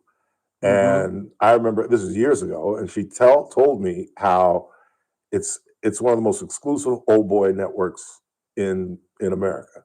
And she got that from the husband, who got the job from his uncle. And that's a lot of how it's done. Relatives, people that you know. It's very, I was told, I don't know this for a fact, but I was told it is very uncommon that somebody just grows up and their father's an anesthesiologist and he wants to be a fireman and he walks in and gets a fire gig. You hear a lot about police academies. The police has their academy, and fire has their training too. And I heard this, and it's been several years ago, that when you get done, you get this, they call it the white card. When you get a white card, that means you can basically work for any fire department. And so you go to places like, and you get a white card, and it's not like you have to go through any tests or anything. You qualified, you got the white card. Right. So a lot of hiring happens that way. And I don't know if that's still the case. That's because that was probably 10 or 12 years ago. Who does the city appeal to? Go to court. Just any appellate court? They would file an action in the court to appeal the decision. He won in court. Or did he win in arbitration? I think he won in court. If he won in court, you go to court. And even if he won in arbitration, not knowing what the rules are and their contract rules, is because somebody says it's binding arbitration, and if he won and got $700,000, but if it's not binding operation, they might be able to sue that and challenge it. I would think the city would want it to go away. To appeal it is to dig it back up again and to see him on the news again and to see him and get into much greater detail about his experience than the 2 minutes that he got at last night's city council meeting. If you go, they'll hire outside counsel. Oh, of course they will. And it's more they money. Will hire, and that is just really expensive. Only fools go to court. You can't settle something. Maybe they can negotiate a reduction. Maybe they'll approach and say, "We're going to sue you," and you enter some of that, give or take. And maybe he would say, $700,000 is not a lot of money. No, but say, we'll give you $400 and not go to court. Yeah. Final. And we'll give you a check today versus what going through the court process is 2 or 3 years. Yeah, easy. He could be 2 or 3 years, and he might not get his money depending on what the judge rules. Yeah. Final. We've gone farther than we should have, but you mentioned the police not having a contract. What's up with that? The city's got financial challenges, and they've been negotiating contract during these times where the city's realizing that the economy's slowing down, their revenues are dropping. Meeting before last 2 weeks ago, the city had a first quarter budget review. In my 20 years of being on current tax, having the review is they're always mid-year. The fact that they only after 3 quarters see that the finances are in doo-doo, they have problems. They made some alterations, some freezes, some things they put up. They already cut some spending because at least they were smart enough to do that. The faster you cut the bleeding, the longer you live. Same type of thing with budgets. So these guys aren't going to get a contract anytime soon. Not what they are asking for. I would be greatly surprised that because the city's not in a position. And once you give police, then you get fire. Yeah. And then once you get fire, then the generals want theirs too. And you're going to have just a debacle on your hands. And we now have, or we will in about a year, 4 former police chiefs on the company dole that Greg Terry is stepping aside. So now Yes. we've got Lyle, we've got Mr. Rector, got my good friend Greg Williamson, we've got, who's the other one? Lyle, Rector, Williamson. Isn't there one He more? passed away. One of Who did? the taller Matlock. I Matlock. didn't count Matlock. I know, but he passed away. Yeah. Maybe that's where he was. So we have four police officers who are going to be making about 180 grand. Chiefs. Police chiefs for the rest of their lives, Michael. For the rest of their long lives. Yes. I got to fly. Thank you, sir. All right. See you next week. Michael Turnipseed. News Talk 96.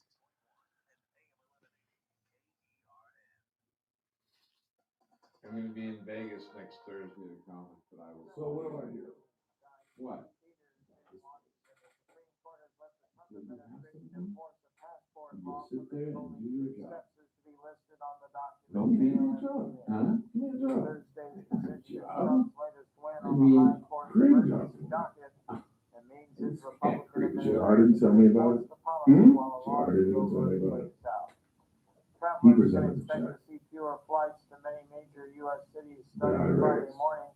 That's when the Federal Aviation Administration says it will reduce These traffic people across can't 40 airports stand to me. ease the load on the nation's They can't air afford to traffic get rid of me. controllers. If we were basking in money, they'd have fired me long ago. But our money is so funky, they can't afford to get rid of it. On Wall They Street, can't Dow afford to down get by rid of people's money, 398 Cassie's points, money. the Nasdaq dropped I just got to require happy air More conditioning. details. Who? Happy air conditioning, my air conditioning guys. Okay. The only reason I put it. So In you the have, meantime, they're so gonna keep me you're around. totally self-sufficient yet. What do you mean by self-sufficient? I mean, did your total revenue cover all your operating expenses and how much of your salary? I mean, you're fully covered to cover your salary. Does cover my salary. It does. The only reason keep me around, right? You're not costing the damn thing, but they don't cover you. Because they're going to have to pay somebody who's got nobody. They're just gonna treat me like shit any chance they get. And when I asked, why didn't you tell me? I don't know. You didn't tell us you were gonna make that next statement. Then I'm gonna back away from other flights. I'm not going on the flights. I'm not going on the flights. I'm not going on no flights. I told JR that before I left. But what was the reason? You love on the flight. You love going on. There was some issues within our files. Jeff Salters is talking about backing off. Leely's talking about retiring in a year. Oh, There's something in their struggle. Lily's firefighter. Well, he didn't talk about backing off. So somebody's pushing her out? No, she's voluntarily done that. What's the volunteer doing? She didn't get paid, does she? What does she do for money? She used to be the food and beverage person at Petroleum Club, but she's not anymore. What's her hubby do? I don't know, but I'm assuming he's got a huge bill because her husband, her dad lives in one of those really posh senior places. So she got money, she's doing this level. But now, you know, Ralph, It things wears on change, you know? Boards change, people change, and it's not as much fun as it used to be. This is not fun for me. I can't, I used to have enough money, I can do what I want. I want to go to events, I drop $100. I pay somebody, you know, Yeah. $200. No problem, talk about things, and I got a clamp down budget. Our budget's been cut. Like everybody else is saying, we lost 20%. Of our. Giants have signed their first Los Angeles Dodgers. Who? Dean. We lost Dean. He was put on waivers in the Giants play. Any other Dodger news? It's not like Dean. Listen, he barely even played. I thought he played in the World Series. Oh, my. For people who watched all the games, they said Dodgers are pretty young. Yes, we were. I wouldn't deny that. December 7th. So go to uhc.com/Medicare today. United Healthcare Medicare plans. It's Medicare coverage California can count on. You're listening to The Ralph Bailey Show. Catch me weekday morning 6 to 9 a.m. on First Look with Scott Cox, News Talk 96.1 and AM 1180 KERN. That's what I kept screaming when the Jason Steakhouse. Just throw the splitter. Do not throw him a fastball. Throw him the splitter. Let him beat it into the ground.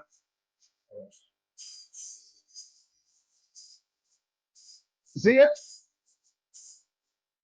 See it, Mr. Turnipseed. Time in 21st and the offices of Messmaker and Petrey Wealth Advisors. Daniel Petrey. How are you, sir? I'm doing well, Ralph. How are you? I'm outstanding. Always good to hear. That's good. Yeah, you like fall, don't you? No, I hate fall. I hate fall. That I'm going to go home tonight and have to turn on my living room light just to get to my bedroom. I hate like the season. I dislike the darkness so early. Yeah. And and the cold is about to descend. I have yet to turn on my heater. Have you turned on your heater yet, Burdick? I have not either. I have not, but I've rolled out the winter blanket though. I'm under Now, two blankets. my wife has used the space heater, and I haven't turned that down when I happen to take her seat on the couch or something. But I have not turned on the main heater yet. Yeah, neither have I. Even though it was 69 degrees in my house last night. That's cold. That's chilly. That's chilly. That's chilly. I didn't play golf because I just couldn't get out of bed Sunday. They have a 7:30 tee time, and I couldn't. Haven't we been can't speak today. I apologize. Haven't we been warmer than normal recently? Yeah, absolutely. Seems like it's been fairly nice. Yeah, it has been. I'm not complaining. I'm just old and I get cold quite I'm easily. with you. Luckily we don't have the fog that really makes me feel cold, but I know. Remember those days? Oh, googly moogly. It would bite through you. I mean, it was almost intolerable. I was working for the Californian in 94, 95, and I was the correspondent in the North County, and I was covering the Owasco Union vote out at Wasco, the Smith family, the Rose family out there. The hog boat. And it was out in a farm out there in the middle of Wasco. And they sent Ralph. And I was a correspondent. That was my area. I was Wasco, McFarland, Delano, Shafter were my areas. And I had to beat my death. And I've been there for 3 months. And I get the story. They shoot down the Union. And I've got to beat it back into town. And I can't see 20 yards ahead of me. Yeah. And I'm doing 40, 45, just praying I don't hit anything. Yeah, that's not good. It was one of the scariest nights of my life. Like, what's more important, my job or my life? Yeah. There's been a few times where I've had to roll the window down and try to look at the line. Going up in Taft, we'd have some bad fog. I bet. Sometimes. I forget. You're another Taft boy. Yeah. So you can't ever remember that. I know. I don't know why. I don't associate you with Taft. Take that as a compliment, Ralph. No. I know some of my closest friends. Mike Big Dog Parent, Larry Laverne Fields, Keith Watkins, the mayor out there. I know some of my favorite people are from Taft. What you talking about? It was a great place to Jeff go. Lamucci, my former partner on radio. Some of my favorite people are from Taft. It was a good place to go. And one of my ex-girlfriends, Emily Casagrande, was from is a Taft girl. I know the family. Yeah, she's a Taft girl. So that was in no way a slight, sir. I didn't take it that way, Ralph. I wouldn't live out there, but no, I'm kidding. I'm kidding. I remember the whole incident with the racial issues in the 70s. You weren't here, of course. Oh, but I heard about the sign that used to. What is that? Is that a myth? There was a sign out there telling people that look like me not to be here when the sun goes down. Is that a myth? I can't verify it, but it wouldn't have surprised me if it were. That's what I was told when I first moved here, because I was going out to Buena Vista to play golf. And somebody said, just make sure you're back by the time the sun comes down. And I said, what does that mean? Yeah, He goes, you don't know about there's a sign. There's supposed to be Yeah. a sign out there that says something My like, understanding is that the coaches at Taft College would have to have a serious talk with some of the, like what to do, what not to do kind of thing. wow. But I don't know if that's verifiable or not either. I just heard that. But and the with screwy thing about that is all the people that I know from that area don't have not an ounce of racism in their body. No. Like No. all the guys that I just mentioned, none of them look at me like I'm a black guy. I'm just Ralph Bailey. It is odd. It's because I remember when the whole racial thing exploded. I remember looking at my friends like, "What are you talking about?" Because we didn't. It wasn't an issue in our house. I mean, I wasn't raised that way. Well, that's where it starts, right there. You don't learn to become a bigot. You are taught it in the home. You hear it from your dad, Archie Bunker, and then you repeat it. In certain eras, if you were born in a like my father was born in the 20s, and he would say occasional things that would make me. In the end, of course, I would never question him, but I'd be like, "Well, Dad, you can't say that." I'd say that internally. However, his actions would never indicate that he was that way at all. We had the same father. As long-time listeners know, I've talked about this.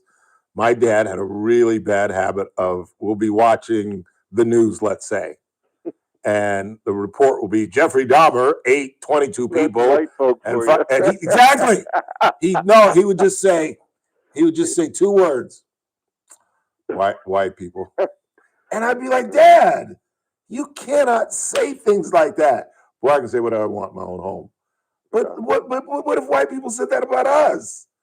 But again, like you said, my dad, you would never know that. He always treated people the way he wanted to be treated. My friends, growing up in the neighborhood, I had black friends, but my high school friends who would come and spend the night at my house all the time.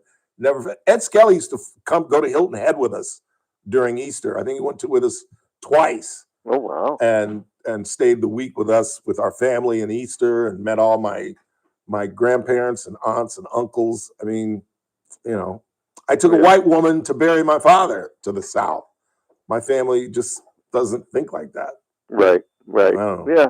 Taft had a lot of good place, good people. Yeah. That's what I said. Literally every Taft person I know just isn't like that. Yeah. No, it's crazy. But boy, we have a reputation, unfortunately. Yeah, unfortunately. Yeah, what is going on with the economy? Have we spoken since Jerome Powell's move? And is there another move coming in the next month or two? I believe we're going to get a rate cut in December as well. Yeah, that's what everybody's saying. It's not totally. If it stays the way it is now, it's pretty much priced in, and I don't think the Fed will disappoint. What does that mean, priced in? Well, the market likes to jump out ahead, and so the market will basically, interest rates often move prior to what the Fed does. Market rates move, and then the Fed kind of follows suit and officially lowers or raises interest rates as they are wont to do. So you can kind of see where rates are and what the market expects. And usually, I think I looked this morning and it was 65 or 67% baked in that they'll get almost 70% now. So they'll cut in December. If they do not cut and it stays where it is, the market will be very disappointed. Yeah. So, what about the looming Supreme Court decision on tariffs? It'll be fascinating. You tend to think, which way do you think they're leaning? I think they are going. There's no way they wipe them all away. I think they're going to put up guardrails. They're going to limit what he can do. The thing that I don't understand is, what are we supposed to do now? If in fact they do come out against the government, are we going to refund, as according to Scott Beeson, the Secretary of the Treasury, almost trillions of dollars. I mean, how does that work? Yeah, If I they, don't see you know what how I'm saying? Yeah. But and the argument, the emergency, to me, the emergency argument can be made. I can see both sides. well, that's what I argued with Teresa Goldner. I When caught a she little talked bit of about the what is it called? The I call it the international. Emergency Act, but that's not the appropriate. Yeah, I've got it written down here somewhere. The international. No, it's Tuesday. The International Emergency Recovery Act. I don't know what it's called, but here it is: the International Emergency Economic Power Act of 1977. That I was trying to argue with Teresa, or at least play devil's advocate, and saying, well, couldn't you say that it isn't an emergency after all these decades of being under the thumb of China and all these different nations who we have this imbalance with, that Right. it's time that we draw the line? To me, it's the exact same argument with the border. Exactly. We haven't done anything with immigration. Isn't it an emergency? And with crime. Right. And with crime. I think you can make an argument that, you know, people are dying every weekend, and officials like the mayor of Chicago and Pritzker, the governor, are just like, oh, no, everything's fine. Everything's fine. Really? You had 12 murders over a weekend. You know, I don't know. Yeah. You think that stands up, the emergency? I think they're going to. Yeah, I think they're going to let him. I don't know. I don't know either. I really don't. I mean, that's a little bit outside my wheelhouse, but I could see them going either way. I forget. Do you remember what Miss Goldner said, Chris, on tariffs? Did she say that the court is going to with Trump? I can't remember what she said. To be honest with you, I don't remember exactly what she said either. I think she believes what I believe, but I don't want to quote. Based on her past choices, I would think that she would think they were going with him, but I'm not 100% sure on that. Yeah. Well, Maybe he's saying they'll find some middle ground. You know how they like to do that. Yeah, I think that's most likely. Yeah. And what impact will that have? Boy, can you even guess? Those tariff things have been so far moved around, and honestly, I can't even tell you what is or isn't, and other countries have slapped them on, and then there's an agreement, and obviously, it's a hard issue because we have trade imbalances.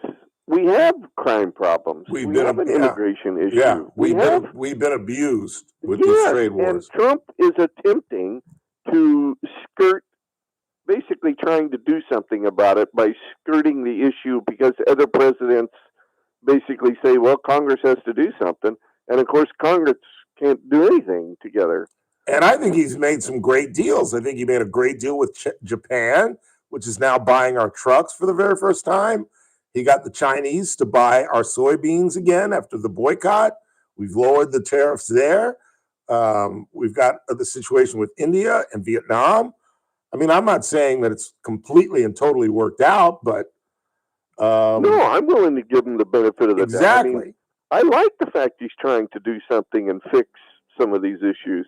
Now, procedurally may not be the way I would go about it, but again, just like a cop, I give a cop the benefit of the doubt, unless it's blatantly obviously that they're abusing their authority. And Trump is insisting, we played some audio from his Oval Office press conference, impromptu press conference, where he's saying that Walmart is claiming that this Thanksgiving is going to be cheaper than last year's, and that Amazon is saying that Christmas is going to be cheaper than last year. Well, there you go. And he's pointing to eggs are down, which is true. The price of eggs are cheaper this year than they were last. The gasoline is down. Gasoline is cheaper than it was last year. And he mentioned the only issue that we were having was with beef, and that's why he reached out to the Argentina. Why do you think the perception is so bad out there? Because I would argue that even though things aren't that bad, it seems anecdotally that the perception from consumers is, oh, it's terrible out there. Because I think the Democrats are talking nothing but affordability. I Yeah. think I Zoran agree with Mamdani, as much as I don't like him, as much as I think he's dangerous, Yeah. I think he did an incredible campaign Yeah. where, like I said earlier in the show, did you see this, Daniel? 18 to 44-year-olds, he won 70% of the vote in New I York didn't City. see that. That's He's given crazy. these kids hope, and he's Yes, given he's people speaking to their concerns, yes, even though his solution is not going to help them. and it's not going to work. Right, but he's speaking to the same way Trump spoke to concerns Exactly. that the Democrats ignored. And Republicans aren't talking about that. No, we need If you look at the Republican agenda or rundown, it's foreign policy, it's wars, and he's done a fabulous job about that.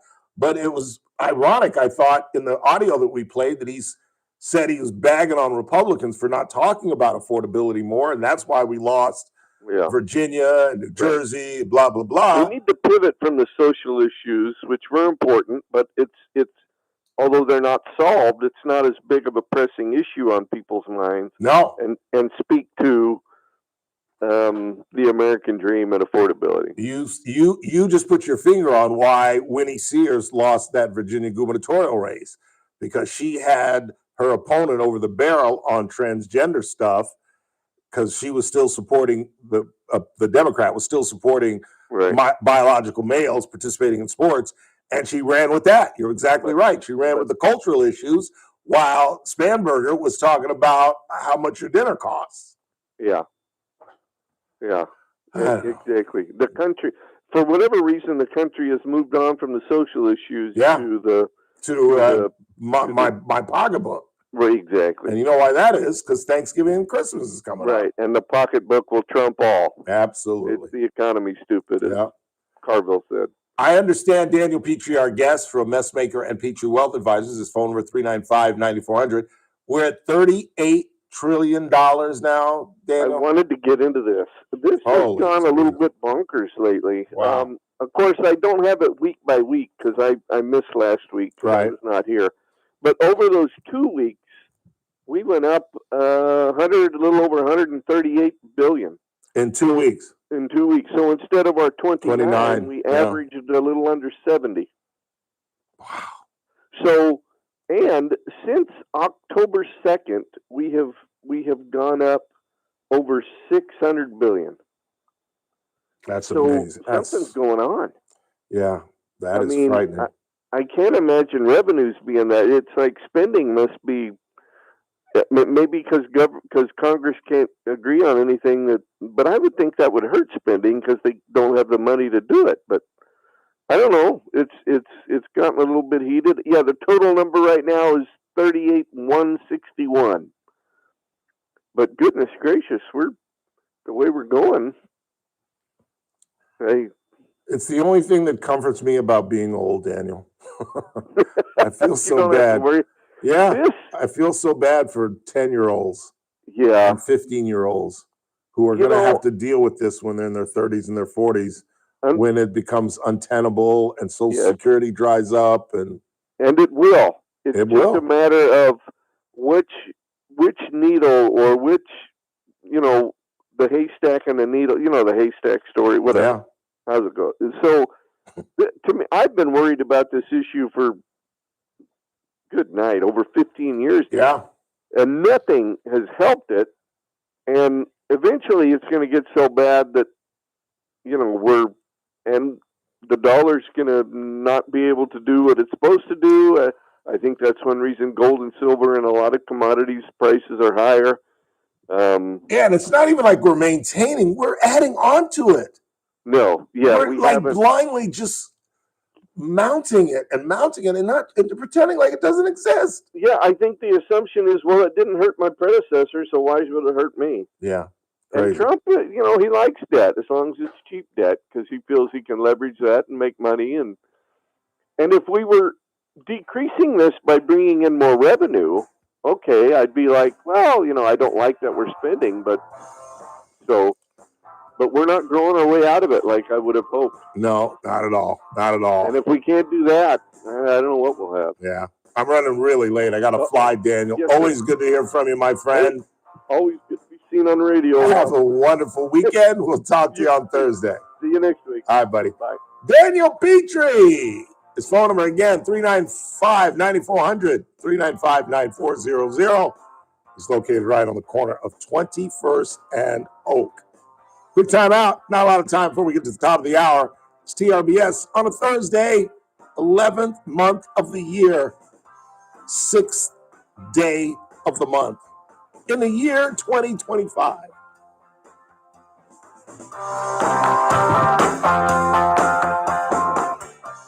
News Talk 96.1 and AM 1180 KERN. The JR Show, weekdays at 2 p.m. I'm tired of waking up and hearing another case of a DUI. We just had the Madison Williams case where she was found guilty. We have another trial going on where a 6-year-old was killed. Now again, I'm hearing an 8-year-old is dead because of an alleged DUI. Something needs to be done to fix this. Weekdays at 2 p.m. News Talk 96.1 and AM 1180 KERN.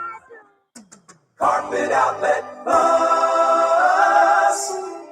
Every day is sale day. No one can beat us, no one can touch us. You won't find better prices. Shop and compare, we don't care. Take a look our way and come into Carpet Outlet Plus. Every day is sale day. Oh no, Dad, I spilled juice on the carpet. Don't worry, kiddo. We have stain-resistant carpet from Carpet Outlet Plus. Dad, Lucky Duck is waterable all over the new floors. Everything is fine. We have brand new waterproof floors from Carpet Outlet Plus. You can find everything you need for family-proof floor at Bakersfield's best flooring store. Now offering 1 year, no interest financing. Carpet Outlet Plus, 3.5 blocks west of 99 on Rosedale Highway. Carpet Outlet Plus. Every day is sale day. Must qualify for enrollment. Results may vary. Attention! Have you racked up $10,000 or more in credit card debt? Are you barely getting by making minimum payments? With credit card debt reaching all-time highs, National Debt Relief is notifying consumers about significant debt relief options currently being made available to help those with overwhelming credit card debt. These options may reduce a large portion of credit card debt for those who qualify. You don't need to declare bankruptcy or take out a consolidation loan, and you may only have to pay back a fraction of what you owe, even if you have bad credit. National Debt Relief has already reduced the credit card debt for more than 550,000 consumers, so don't wait. If you owe $10,000, $20,000, or even $100,000 in credit card debt, you can now take advantage of this financial debt relief as the cost of living continues to skyrocket. To check what debt reduction you may qualify for, call 800-399-7272. 800-399-7272. Again, that's 800-399-7272. I'm here with Dr. Tarkesh from Affordable Dentures and Implants. Doc, how does digital dentistry improve the process of getting dental work done? Digital dentistry is a cutting-edge technology that creates a highly accurate 3D scan of your mouth. It helps make a more precise and efficient treatment. For example, with implants, this can allow us to plan procedure down to the smallest detail, which in return speed up the process, reducing the time patients spend in surgery. And who is a good candidate for the implants? Almost anyone missing teeth, as long as the patient has enough bone to support the implant or can undergo a bone graft. Implants are a great option. We always do a thorough evaluation to make sure the implants are the best solution for each patient's unique needs. Get the smile you always wanted without anxiety at Affordable Dentures and Implants. Dr. Nozar Tarkesh specializes in implants with IV sedation. Visit him online at affordabledentures.com or call 831-7230 to schedule your appointment today. Go ahead and smile. I'm JR Flores. Catch my show, The JR Show, weekdays at 2 p.m. Now, back to the Ralph Bailey Show on News Talk 96.1 and AM 1180 KERN.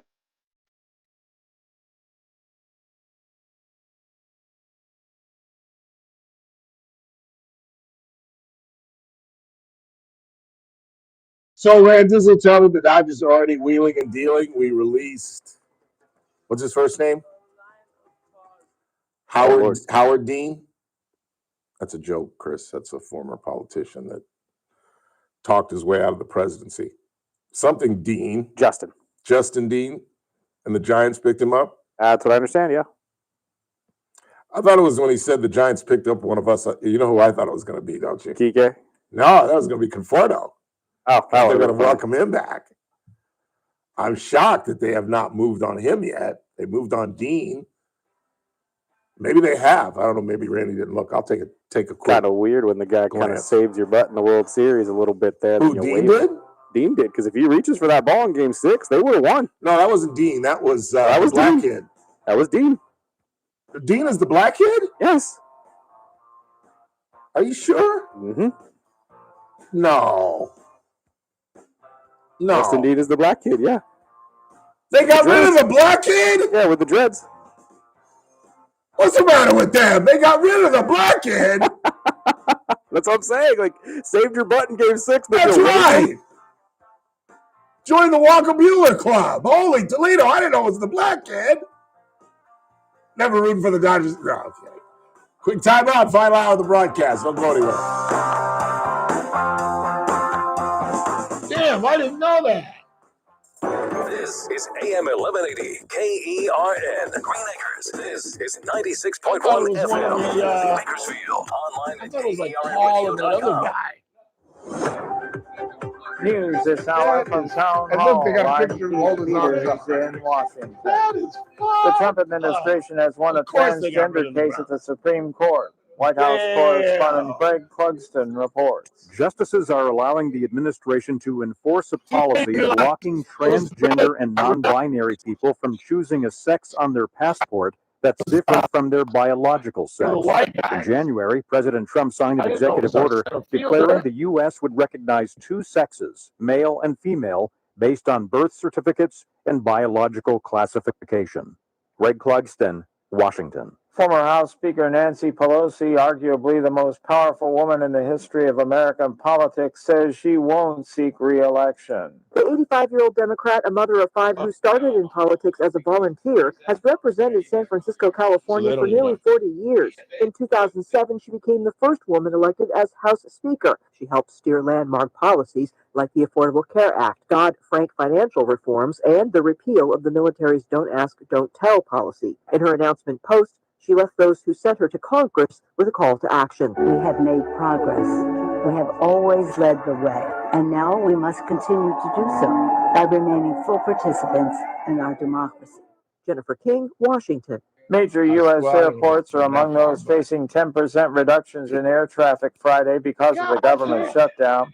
A list distributed to airlines and obtained by the Associated Press includes airports in New York, Chicago, and Los Angeles among the 40 that will see flights slashed.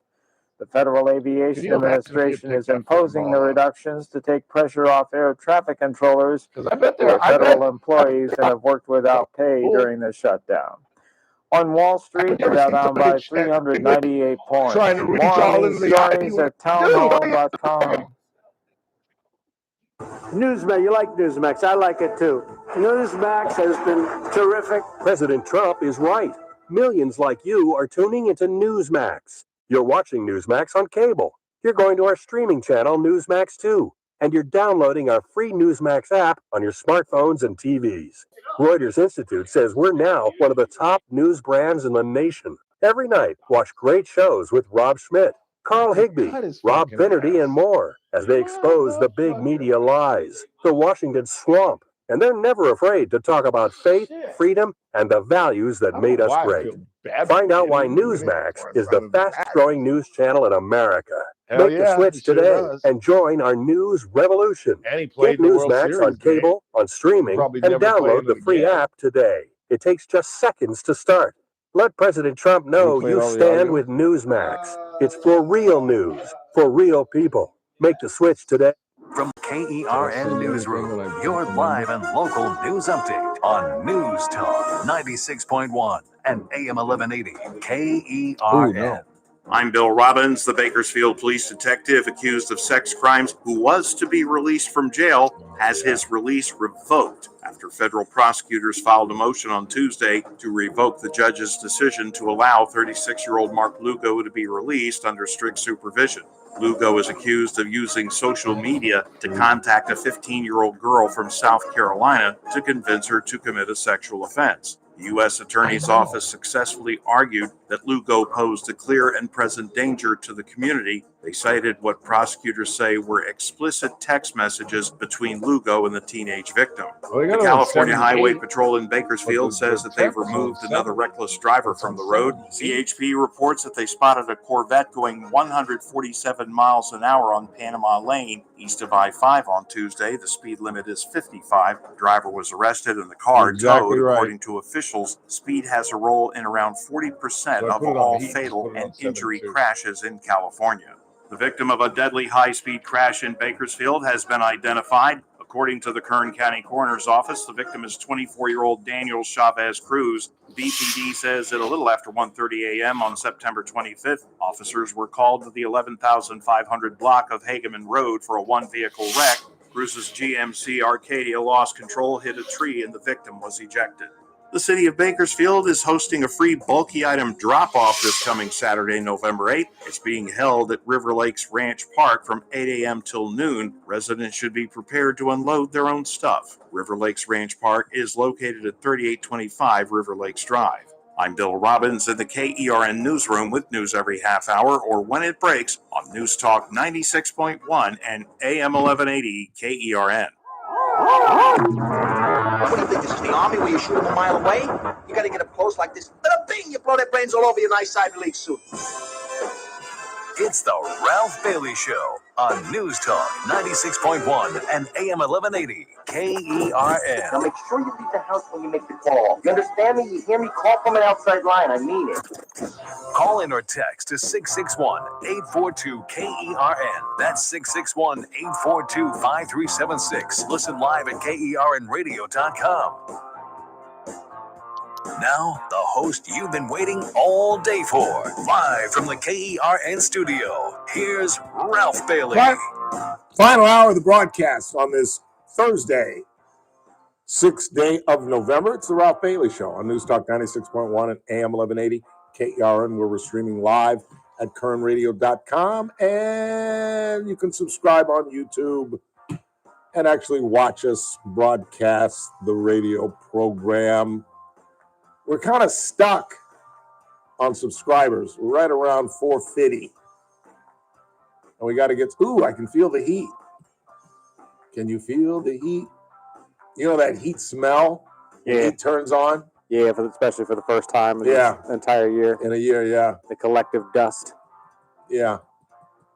Somebody had it on 78, the thermostat, but it was on cool. So it was actually 70 degrees. So I put it on heat and put it on 72. But I've yet to do that at the house. I've been suffering through. Yeah, I don't turn wearing on the heater. Sweats to bed and long sleeve T-shirts like this one. My favorite thing to do. And I hate that. Yeah, I love it. And getting under the covers because it's tough to get. You're right. Like sleeping in cold. Like my late sister used to keep her thermostat at like 67 and have a fan on her. Y'all are crazy. I can't go that cold. Yeah, but sleeping in the cold is nice. Getting up is a bear. Yeah, that's rough. And I got to get up at 4 a.m. at my age for the 4 a.m. bathroom run every night. It's like clockwork. I'm with you on that one at 5. It's really crazy. You're at 5 o'clock? Oh, yeah. I'm 4. I'm anywhere between 4:30, 5 o'clock. I'm usually up to go to the bathroom and then go back to bed for an hour. Yeah, I've been saved, despite the fact that I try to get, like today is odd. I don't have any water.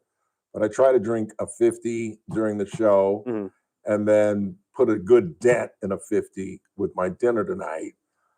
And why are we talking about my urinating pattern? But I go like at midnight and then at 4, because I hear some guys my age go like 3, 4, 5 times a night. That would be hell. I would keep me up late at night. 842-5376. But we're going to stop talking about my bathroom patterns. Welcome to my health and wellness podcast. My name is Ralph Bailey. What do you got on the board? In 2023, Kash Patel said the FBI was protecting pedophiles by not releasing the Epstein files. Now the administration he works for is refusing to release the files. As soon as the shutdown ends, Representative, Grijalva. Hang on. Grijalva. Yeah, she's the woman that took over her dad's spot in, I don't know how you pronounce it, to be honest with you, Grijalva. But she's the young woman who took her dad's spot. He was a longtime congressman in Arizona. And Johnson, and I think that's the reason they are not in session, Johnson, for what idiotic reason, will not swear her in because she would be the final vote to release the Epstein files. And see, this is part of the problem with this administration. And where did it begin? It began with this clown cabinet that I keep telling you all about, because the focus of this White House was ruined by them ginning up the Epstein files to the point, as most of you know, I'm not breaking news here, where the top cop of the United States, Pam Bondi, went on Fox News and said, the list is on my desk.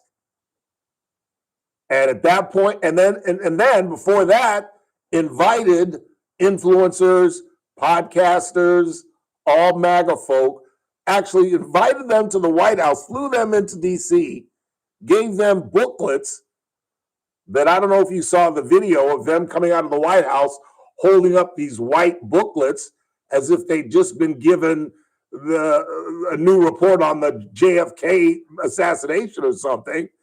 And then they all went home and they read the Epstein stuff that they were given, and it was stuff that everybody already knew. And then now you've got a frenzy within the Republican Party against this administration. Like, you duped us. And now Johnson won't swear this Democrat in because she'd be the vote to release the file. And even the young woman who was involved, who killed herself, admitted. Her mother is on the media tour saying, my daughter never, ever mentioned Donald Trump. In fact, my daughter, I asked her about that, and she said, Donald Trump, I never saw him do anything inappropriate. I never saw him around young women.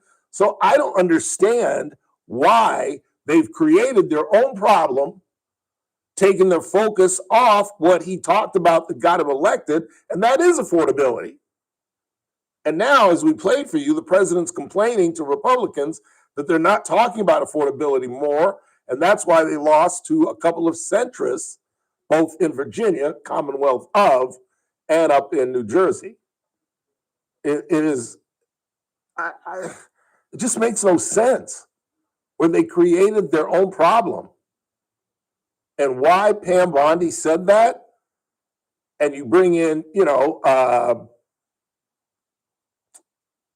Dan Bongino, who, on this very radio station, pumped up for at least 2 years about these Epstein files. And then he becomes second in command at the FBI. And after 2 years of screaming on our radio station that these Epstein files are going to be blockbuster and they have to be released, he becomes part of the government, second in command at the FBI, and he says, there's nothing there to see. And so you created your own problem with this cuckoo cabinet of theirs. And now the numbers are underwater. The midterms look very pessimistic. They only have 3 seats that they can lose. You just got not beaten. You didn't get beat in New Jersey. You didn't get beat in Virginia. You got blown off the map by a pair of centrists.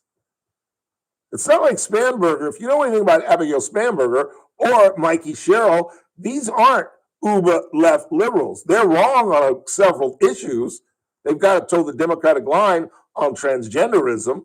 And that's how Winnie Sears thought she was going to win, by banging that cage instead of talking about how much eggs and bacon costs and what Thanksgiving is going to cost and what Christmas is going to cost. And even Jay Jones won in Virginia. Jay Jones, yes, I'm going to say it again.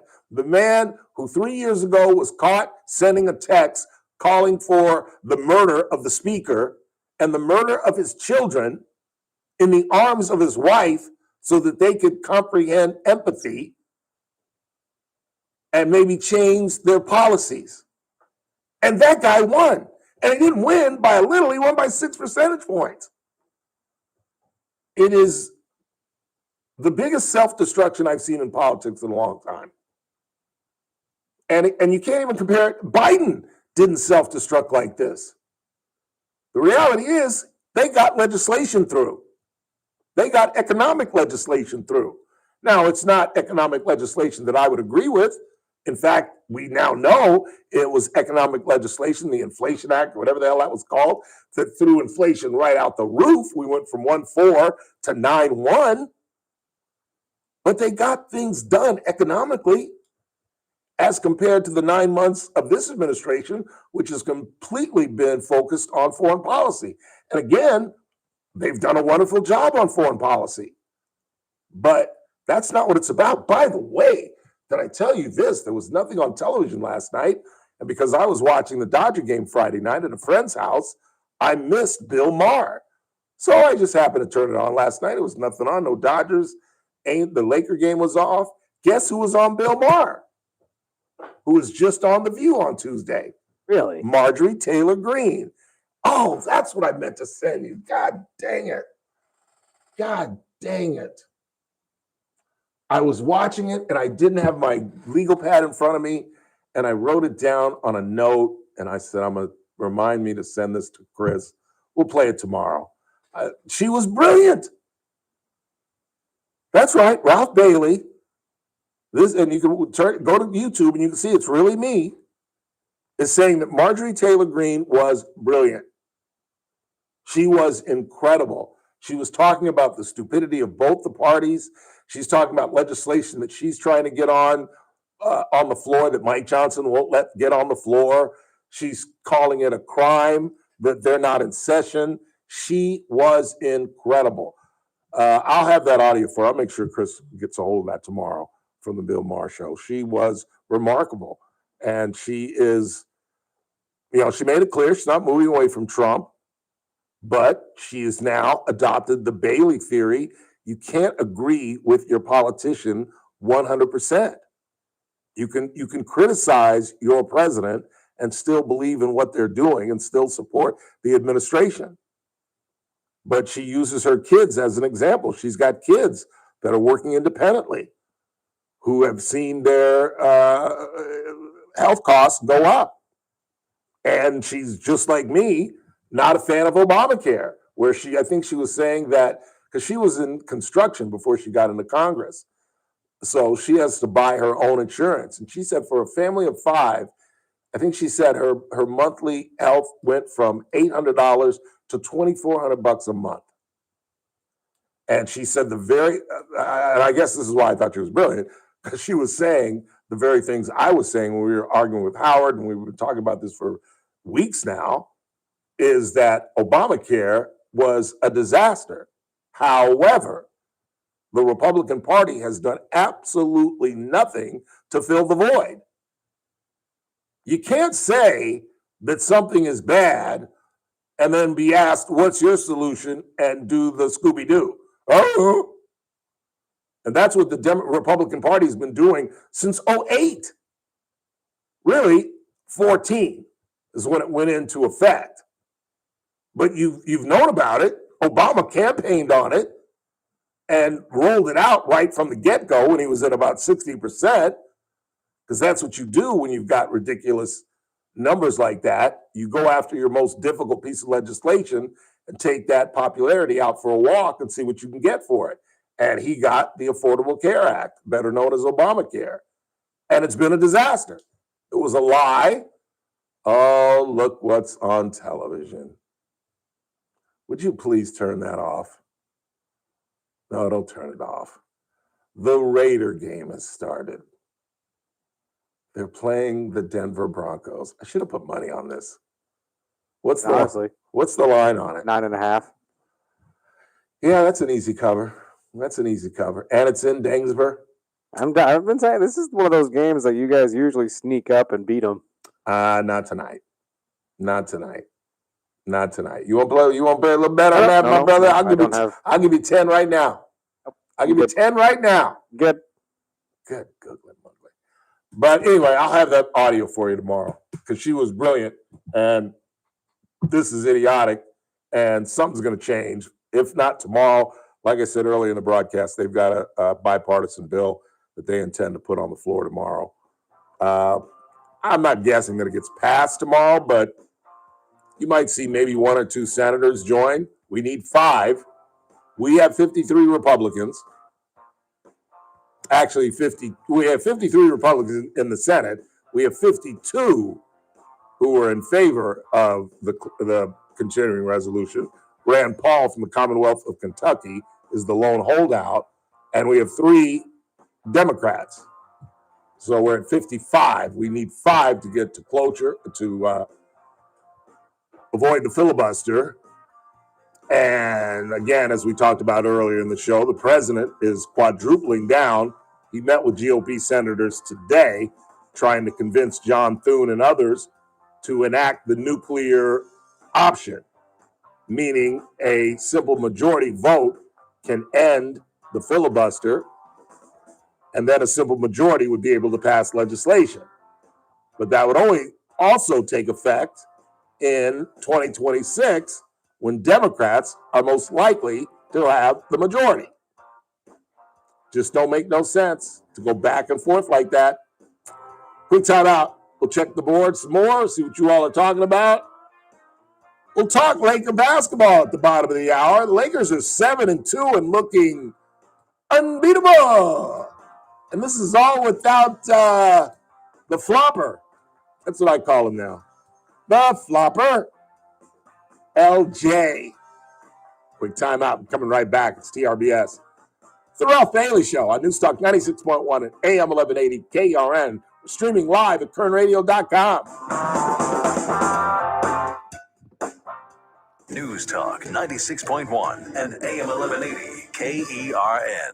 Trucordia, a new name, but a trusted partner for Kern County businesses. With more than 100 years of combined experience, Trucordia delivers cost-saving strategies, risk-reducing solutions, and easy online tools to simplify benefits management. Trucordia goes beyond health benefits, helping your business thrive. Call Trucordia today at 661-401-2280. Trucordia, building trust, creating harmony, protecting Kern County businesses. Trucordia, 661-401-2280. Just want to thank Cassie Biddlett and her incredible staff. I spent 3 of the 7 nights watching the World Series at her place. Let me tell you something. Nobody's happier than Cassie Biddlett. This thing is over, because at one point on Saturday night, I turned around.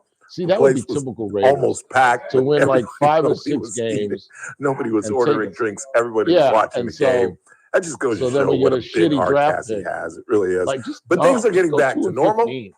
And again, KC Steakhouse, obviously, you voted them in the Bakersfield, California poll as the best steakhouse and the best ambiance for a restaurant. So turn on a friend. In the last month or 2, I've turned on 2 or 3 friends who'd never been to KC Steakhouse, which is absolutely unthinkable. And don't forget about the Stockyard next door, where young Lottie is playing live music Thursday, Fridays, and Saturday nights. Where would you rather be than on F Street, in the incredible hands of Cassie Biddle's incredible staff at KC Steakhouse, longtime sponsors of the Ralph Bailey Show. The annual enrollment period for Medicare is here.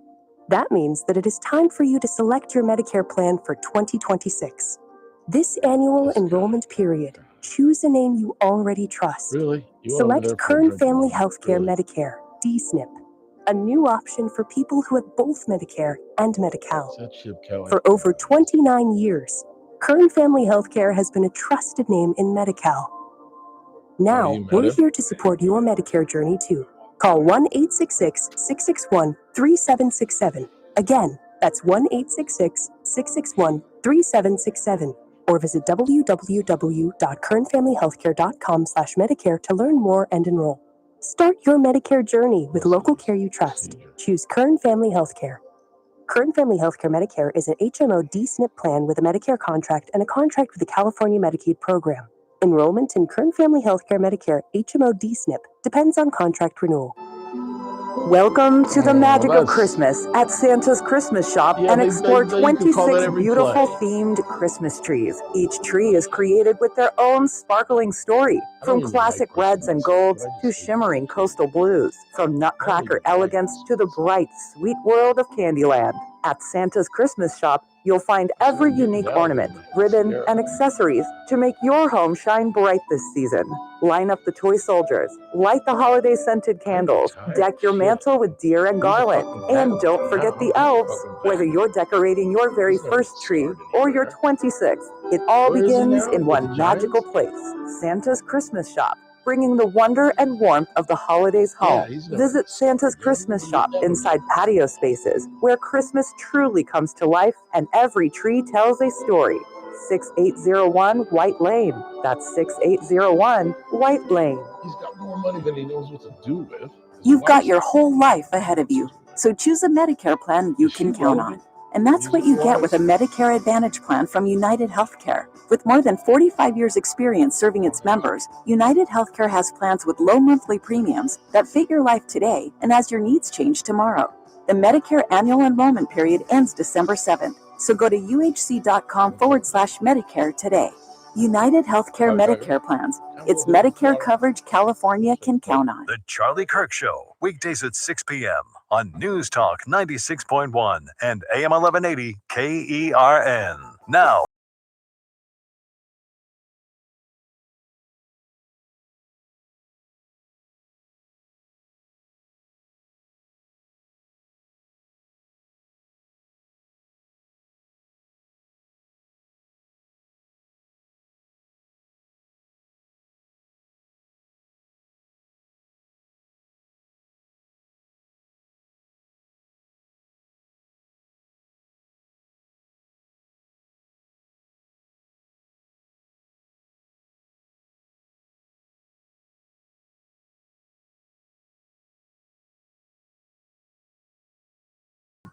What do you got? 1986, Garces High School, a pipe bomb was exploded in one of the football lockers, or in the football locker room next to the football field. 40 years ago. Okay, thanks for that. Almost half a century ago. Okay, thank you. What else you got? Awards for wrongful injury are not taxed by the IRS. Oh, is that right? Well, thank goodness, Well, because I was good about for to say, her. but her losing half of that would be Yeah. absolutely ridiculous. Good for her. I did not know that. Are you sure of that? Government doesn't get his piece of that money? Okay, well, good for her. Maybe she'll walk away with like 7, 8. Because what's 33% of 10 is 33. It's 33. So she'll walk away with like 6 change, 7, almost 7 million. That's not bad. I don't know how that works, how you pay off the law firm. Do you have to pay off the firm?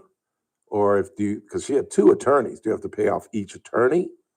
Or do you pay off the firm? I believe it's just a signed contract at the beginning, so it's whatever she agreed to beforehand. Yeah, it's with the firm, I would imagine. Yeah. And then the 2 lawyers on the case would probably split it. And you still got to kick up to your partners, though. Yeah, oh yeah. Well, we'll talk about that with Teresa. Remind me to talk about that with Teresa on Tuesday, because she comes from one of the bigger firms in our town, Klein, DiNatelli, and Kolner. One more. Let's get to the bottom of the hour. Ralph, you got to look up "Ghetto Wedding" by Steve Harvey. Ghetto Wedding by Steve Garvey. Steve Harvey. Harvey. What does that got to do with anything we've talked about today? That one, I'm not 100% sure. I'm trying to reminisce. I'm trying to look back at what we talked about today. This was right after. The only time I brought up marriage was we were talking about a tire with Mr. Turnipseed at his big event last night.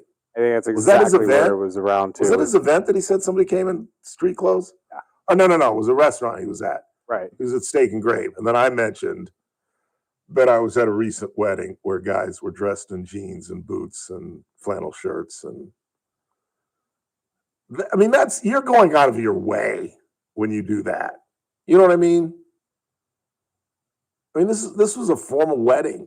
I mean, everybody, and as I said at the time of the wedding, There was not one woman who was not dressed to the nines. Not one.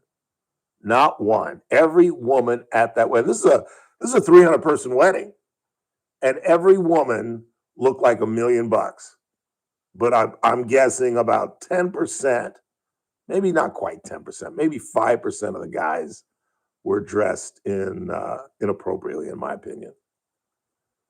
We were talking about that in connection with Scott Galloway's book about men and the horrible state of young men in the 21st century. 18 to 25-year-olds, 45% have never asked a girl out.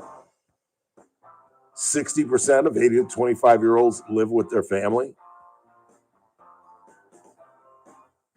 And these kids are growing up thinking, I'm never going to be able to afford a house. And that's why they won't have kids, because they don't think they can afford them. Children are extremely expensive. We are in a decline. We really have to face that. Because if we lose our young men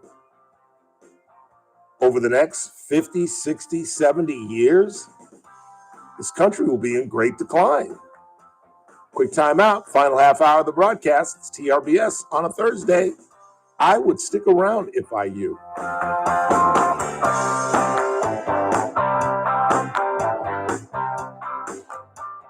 News Talk 96.1 and AM 1180 KERN.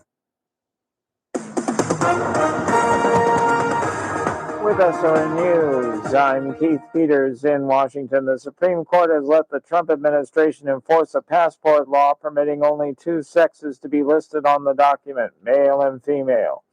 Thursday's decision is Trump's latest win on the High Court's emergency docket. It means his Republican administration can enforce the policy while a lawsuit over it plays out. Travelers can expect to see fewer flights on many major U.S. cities starting Friday morning. That's when the Federal Aviation Administration says it will reduce traffic across 40 airports to ease the load on the nation's air traffic controllers. The head of the FAA says the unprecedented move is necessary to keep air travel safe.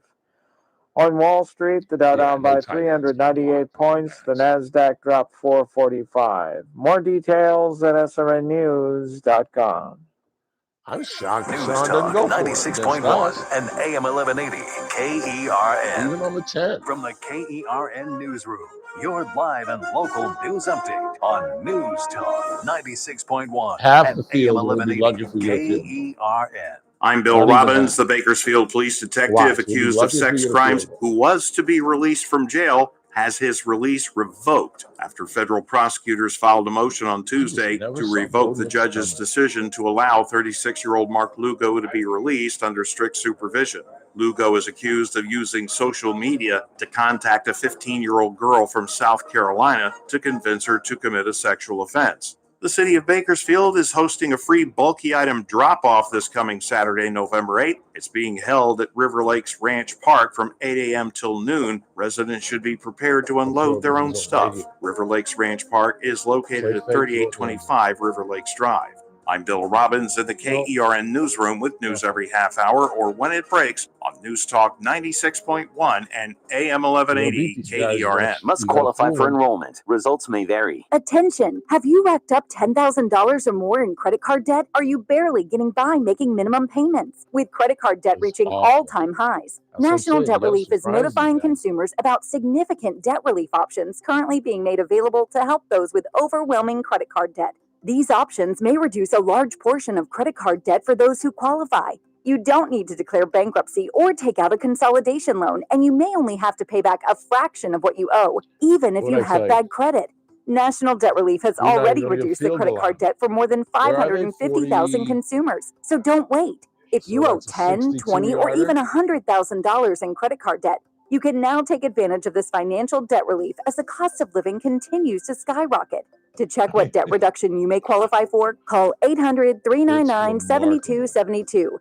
800-399-7272. Again, that's 800-399-7272. We all hear the radio ads about the IRS. They tell you to be afraid, to be scared, and they try to frighten you into calling. I'm not here to do that. Tax Relief Advocates is different. TRA is here to tell you that if you owe money to the IRS, whether it's $5,000, $50,000, or $500,000, we have a solution. It doesn't matter if you're sitting in your car, at work, or with your kids. No matter where you are, call now. 800-575-1783. Don't lose hope. TRA can eliminate or reduce what you owe to the IRS. Generous programs are now available that can give you a fresh start. Our passion is taxes and helping individuals fix their IRS problems. We have over 1,000 five-star reviews on Google and an A+ with the Better Business Bureau. You don't need to be afraid of the IRS any longer. End your tax nightmare today by visiting us online at tra.com or call 800-575-1783. That's 800-575-1783. Tax Relief Advocates. Real solutions for real people. Must qualify for enrollment. Results may vary. The Armstrong and Getty Show, weekdays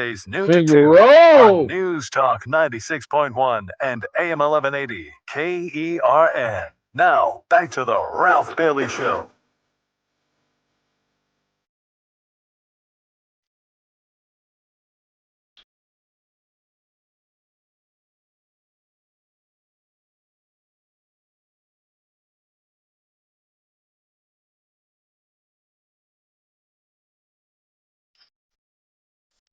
Eight 842-537-6842 KERN. The Los Angeles Lakers are at 7-2, and Mr. James is yet to take the court. Well, I guess that's not true, huh? That's not true, is it? No, he hasn't played yet. Technically. You don't know what I'm talking about? Technically, he was on the sideline of the field or the court, but. What about number 9? Oh, well, are we counting Bronny? Did you know that I almost said this to you and Randy? I used to send Chris and Randy this real thing. I don't know who does it, but it's 2 guys that take Angel Reese highlights and they accentuate her misses that are phenomenal. They're absolutely phenomenal if you haven't seen it. Airball layups, getting the rebound from an airball layup and missing the putback, and they go bang every time she misses. Well, they got one for Bronny. I almost sent it to you, but it's not quite as funny, but it's just as inept. He's just not an NBA player. I mean, it's not even close. And the one that they did, they like highlight how he just goes and stands in the corner. He's not even part of the offense. He literally goes down court and stands in the corner. And of course, his teammates aren't throwing it to him because he's horrible. But it's funny. So technically, James has taken the court, just not his old man. And I do mean old man. 842-537-6842-KERN. But they are 7-2, and Rui looks like a new player. Who's the white kid with the weird name? Austin Reeves? No. Well, he's a stud. He didn't play last night. And we beat Wemby. What? Did the Las Vegas Raiders just score a touchdown? Should have taken my money, Chris. We got the ball on the 45. I was about to bet, Chris, we wouldn't even get a field goal. And we just scored a touchdown. You may be right. Well, this is the type of game where the Raiders would stumble staggeringly, haphazardly into a victory. And it's that kind of Raider luck that we win like 4 or 5 more and end up like 6-11 and not get, because at this point, I'm saying tank and go 2-15 and let's get Arch or let's get somebody. But not the Raiders. We'll screw around and win just enough games so we're like 9th or 10th in the first round instead of being 1, 2, or 3. Ashton Genty, though, is the only positive offensive, and our tight end, the only positive offensive threat we have. We just traded. Who did we just trade? Jacoby Myers, wide receiver. Unbelievable. For a couple of second-round picks. Not even seconds. Good. Meantime, the Lakers, like I said, beat Wemby, the 7'12" center from France, and had one of his worst nights. This guy's been on fire all season long, been leading the Spurs to being one of the best teams in the NBA. and he only had 19 points last night. I think he was 4 for 19. And I think, did you watch the game at all? No, I didn't get to catch this one. I think the Lakers have exposed this kid on, it's just like any rookie that comes in. I know he's a second-year guy, but it takes a little while to figure him out because he was having an incredible season his first 8 games. And the Lakers just, you know what they did? They just double-teamed him high. They started double-teaming him almost as soon as he crossed half court because the kid is 7 foot, what is he, 7'5", 7'4"? They have him down as 7'4", but there are players in the league that claim he's taller than that. And he throws up threes. He's got a cross dribble. He can break your ankle. He's got a pretty good jump shot. But if he gets to the key, if he gets to the free throw line, if he gets to the elbow, ain't no triple team going to stop this kid. He's so big. It's like Jabbar. Once Jabbar got down on the baseline, there was nobody going to stop Kareem. And it's the same thing. So what the Lakers did last night is that they're double teaming him way above the top of the key. Like I said, almost as he crosses half court. And he only had 19 points, while Luka had 35 points, 9 rebounds, 13 assists, and a trim Luka. Chris says he's on Ozempic. I don't buy that. But he had 5 steals and 2 blocks. I'd be willing to bet the $128 I got in my checking account that's the most steals he ever had in his career. Because he ain't never been this thin and this active. And some of the also-rans who we never hear about, like Rui and Austin Reeves, these guys are stepping up. Austin Reeves had 51 a couple of nights ago? Didn't even play last night. We beat the Spurs by 2. This is a good basketball team. And I'm not sure we even need LeBron at this point. And how does that change the chemistry? Because, he's ball-centric. And now you're taking shots away from some of these guys like Austin Reeves and Rui who are performing at a high clip. I think Rui's averaging 28 points a night. And Luka is shooting 50. You know what? You see Luka's seasonal numbers? So far, no, but he's only played in 5 games, 6 games? He's averaging 40 points, 11 rebounds, 9 assists, and he's shooting 50% from the field. Well, look, the Raiders got a turnover or a stop or something. They're jumping up and down about something. 842-5376, 842-KERN. I think they can sustain this. And I think that the old man coming back may screw up. Wouldn't it be funny? He comes back, they go on a 3-game losing streak. Their schedule looks nice, too, as well. They go into Atlanta next, then Charlotte, and then the big test is they play the defending champs in Oklahoma City. That will be interesting. We'll see where we are. But then they play New Orleans, the Pelicans. They play MD.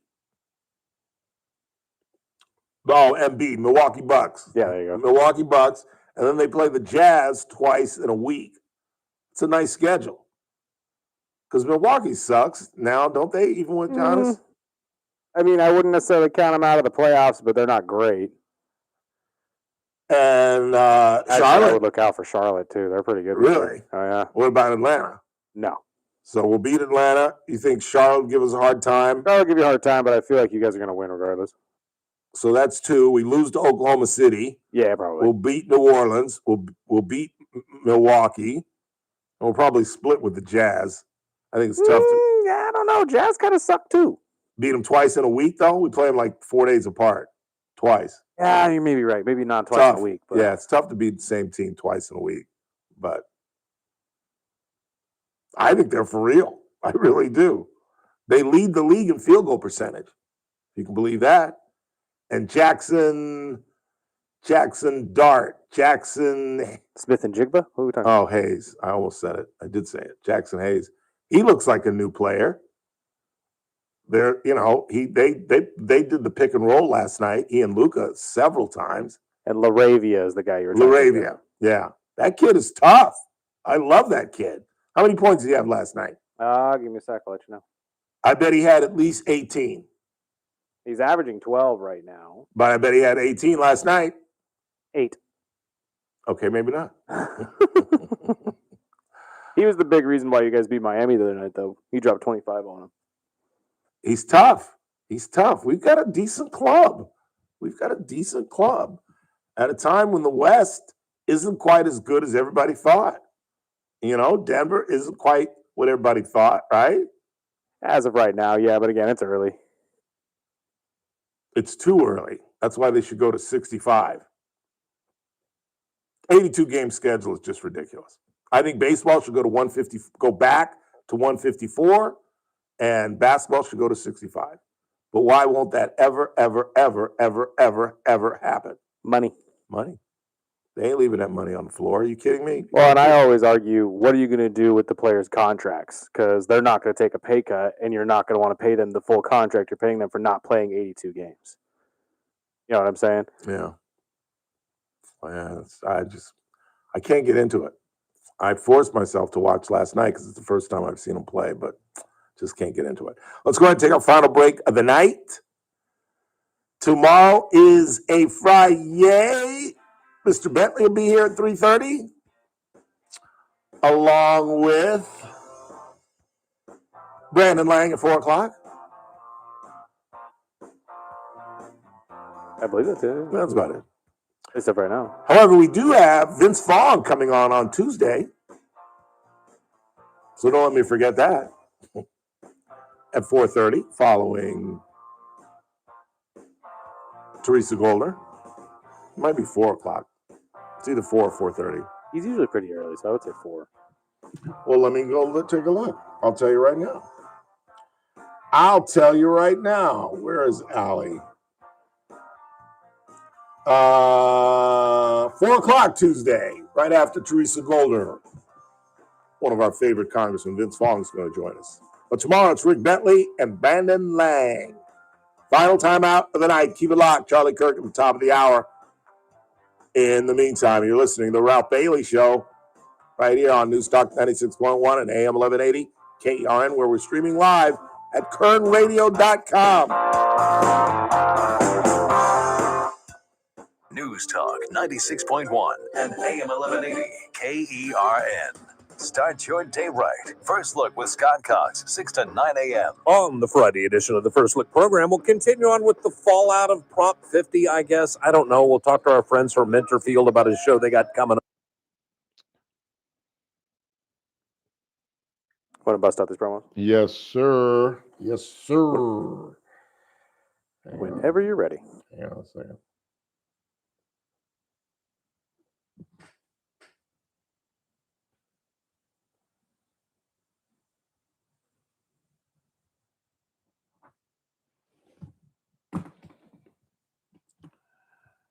Three, two.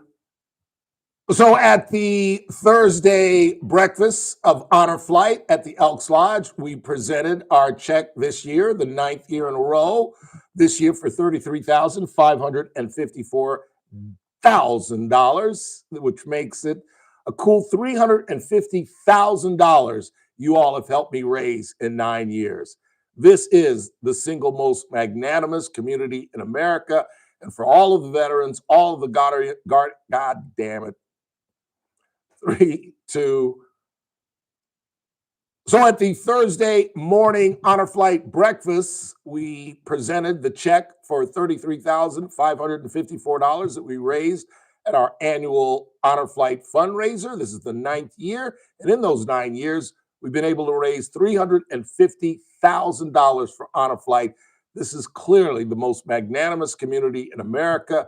And I can't thank you enough for the veterans and the guardians and everyone affiliated with Honor Flight. 3, 2. It's that man again. Look what's coming up on the Friday TRBS. Well, it's a Friday, so Rick Bentley, KGT Entertainment Reporter, will join us along with our handicapper Brandon Lang. All that plus me at 3. It's the Ralph Bailey Show. News Talk 96.1 and AM 1180 KERN. I'll see you at 3.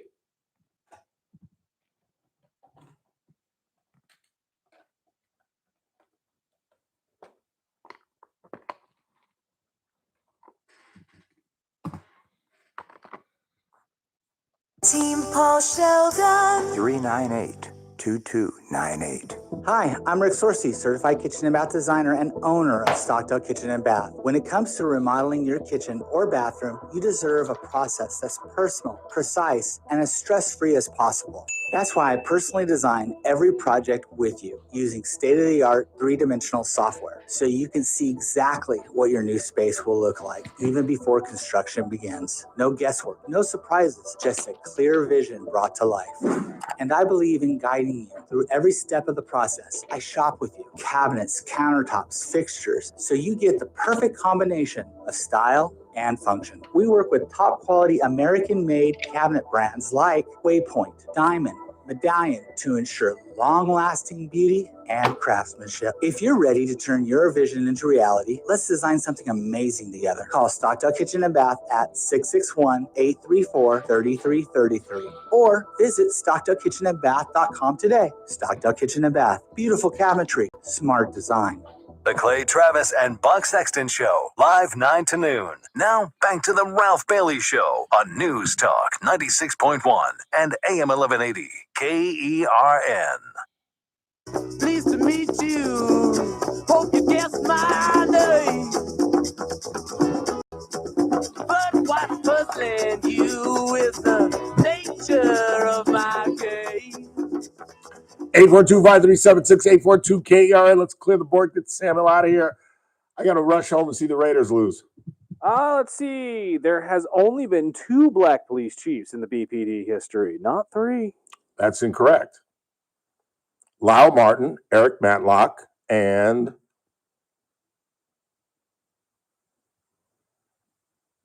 who's the third?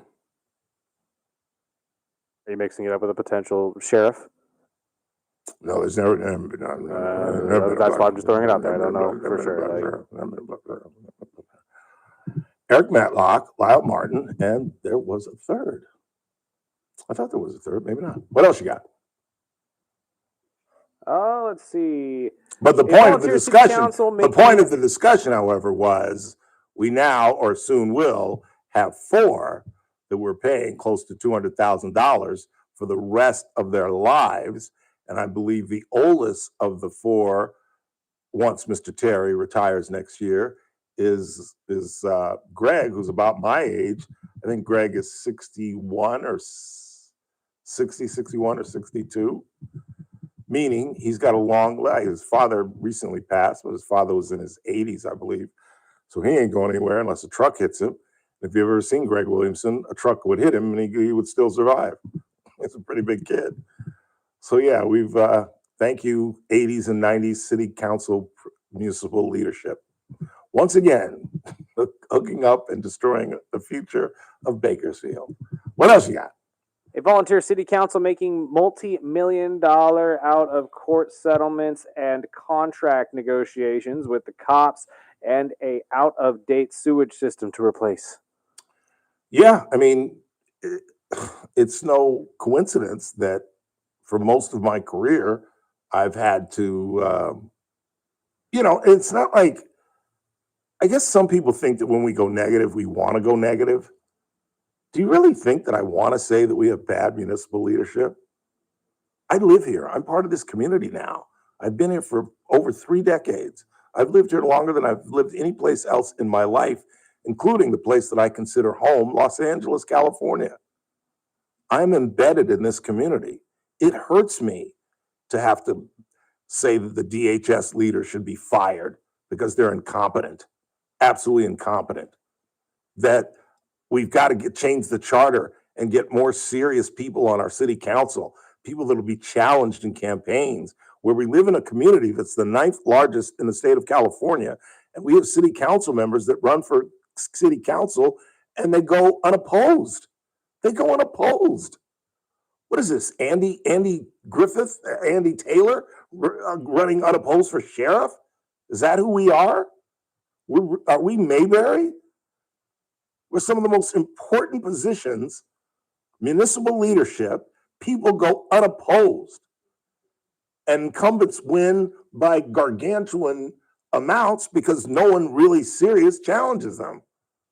We get everyday people that have no sense of politics challenging wannabe politicians who use the city council as their stepping stones to either the board of supervisors, where you can make some real dough, or try to go to Sacramento. Meantime, you're right. None of our problems are getting solved. Our problems are getting worse. Homelessness isn't at a status quo. It's not getting better. It's getting worse. And we throw more money at it.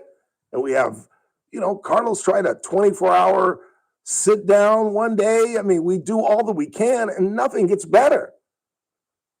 Because our municipal leadership is so poor and so void. It's not even poor, it's just vacant.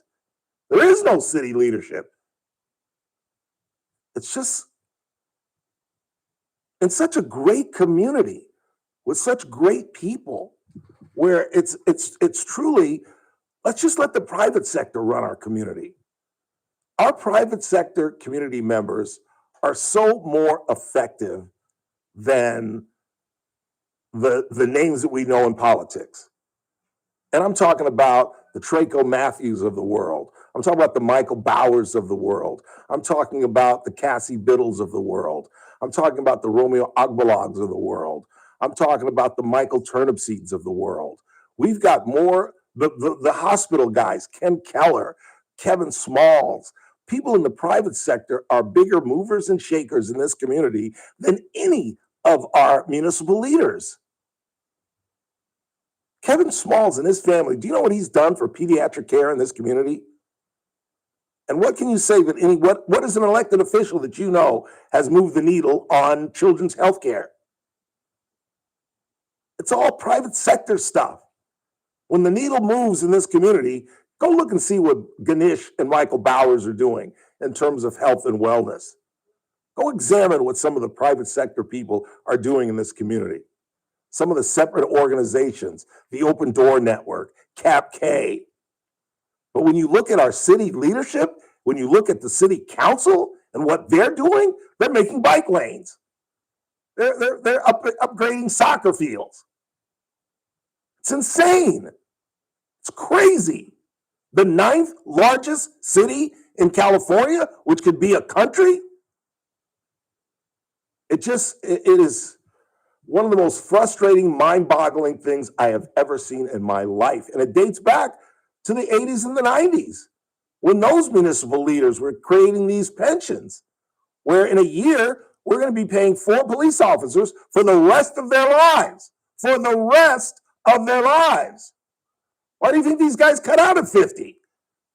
Why? You don't need to work into your 60s if you're a police chief. You cut out at 52, and you live like a champion for the rest of your life. As long as a bus doesn't hit you, you've made it. At 52, 53. How old is Greg Terry? Do we know how old Greg? Hey, Siri, how old is Bakersfield Police Chief Greg Terry? Okay, I found this on the web. For how old is Bakersfield? You got anything? Can you get it before I can? Because I've got to look it up now. It talks about his retirement,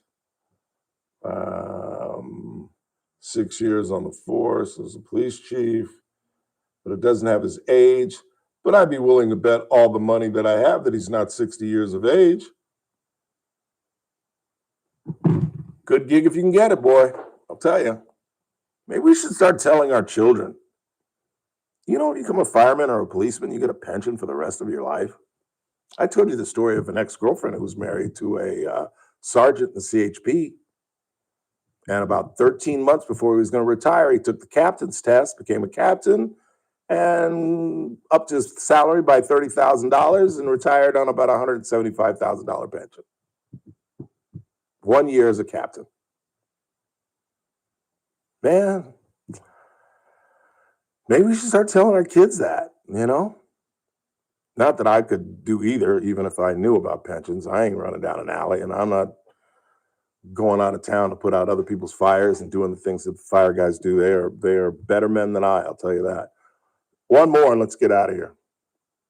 Ralph, I thought all the Measure N sales tax revenue was supposed to pay and to grow and retain our public safety departments. So why are we not able to afford police and fire, but we can spend money on pickleball courts and $100 million stages at city parks? This city council needs to take our city manager and go home and let the serious people take over. Actually, I think I just said that. But preach, my brother, preach. I concur 100,000%. Preach on. Are there more like that? We can stay till after 6 if they're more like that. You know I'm joking. You know, I'm about to get the hell out of here. What else you got? You got a minute left. Let's see. Dear Ralph, Utah should be easily defeated. I had to throw out our star center, Walker Kessler, from my fantasy team because he is out for the season. I forgot about that. He's right. The Jazz center is gone for the entire year, so that'll make it a little bit easier on y'all. There are fantasy basketball teams? Yeah. Oh, yeah. You got fantasy for every sport. And you participate in that? No, I don't really touch the basketball one. I used to when I was younger, but I don't have nearly the time or the attention to really get good at basketball. Baseball's kind of in the same category, too. I don't know how you do it. I can't do football. I'll gamble on football, but I can't.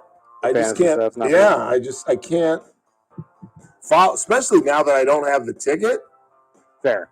And I get, 3 games a Sunday? Fair. 1 in the morning, maybe 2 in the afternoon, or vice versa. I just tell people, if you're looking to get into football, it's the easiest way to do it because you get a little bit of everybody. Right. Want to thank Mike Turnipseed and our man Daniel Petrey. Tomorrow's a Friday. Rick Bentley and Brandon Lang. In the meantime, for Chris Burdick, I'm Ralph Bailey. That's what's really going on. I'll wrap you tomorrow.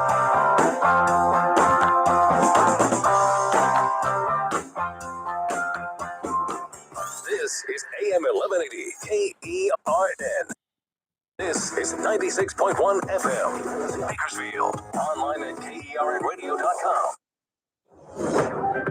News this hour from Town Hall. I'm Keith Peters in Washington. Senior U.S. officials have urged European allies today to quickly phase out Russian gas by expanding regional pipeline networks and boosting American liquefied natural gas imports across Europe. Energy Secretary Chris Wright says Russia has several gas pipelines coming into Europe. They only have one pipeline. They have 5 pipelines that come to Europe and 1 pipeline that goes to China. The pipeline to China is full. Every molecule that does not come to Europe stays in the ground, does not go into the pockets of Putin and to the Russian war machine. The push comes as President Trump continues to leverage America's position as the world's top LNG exporter.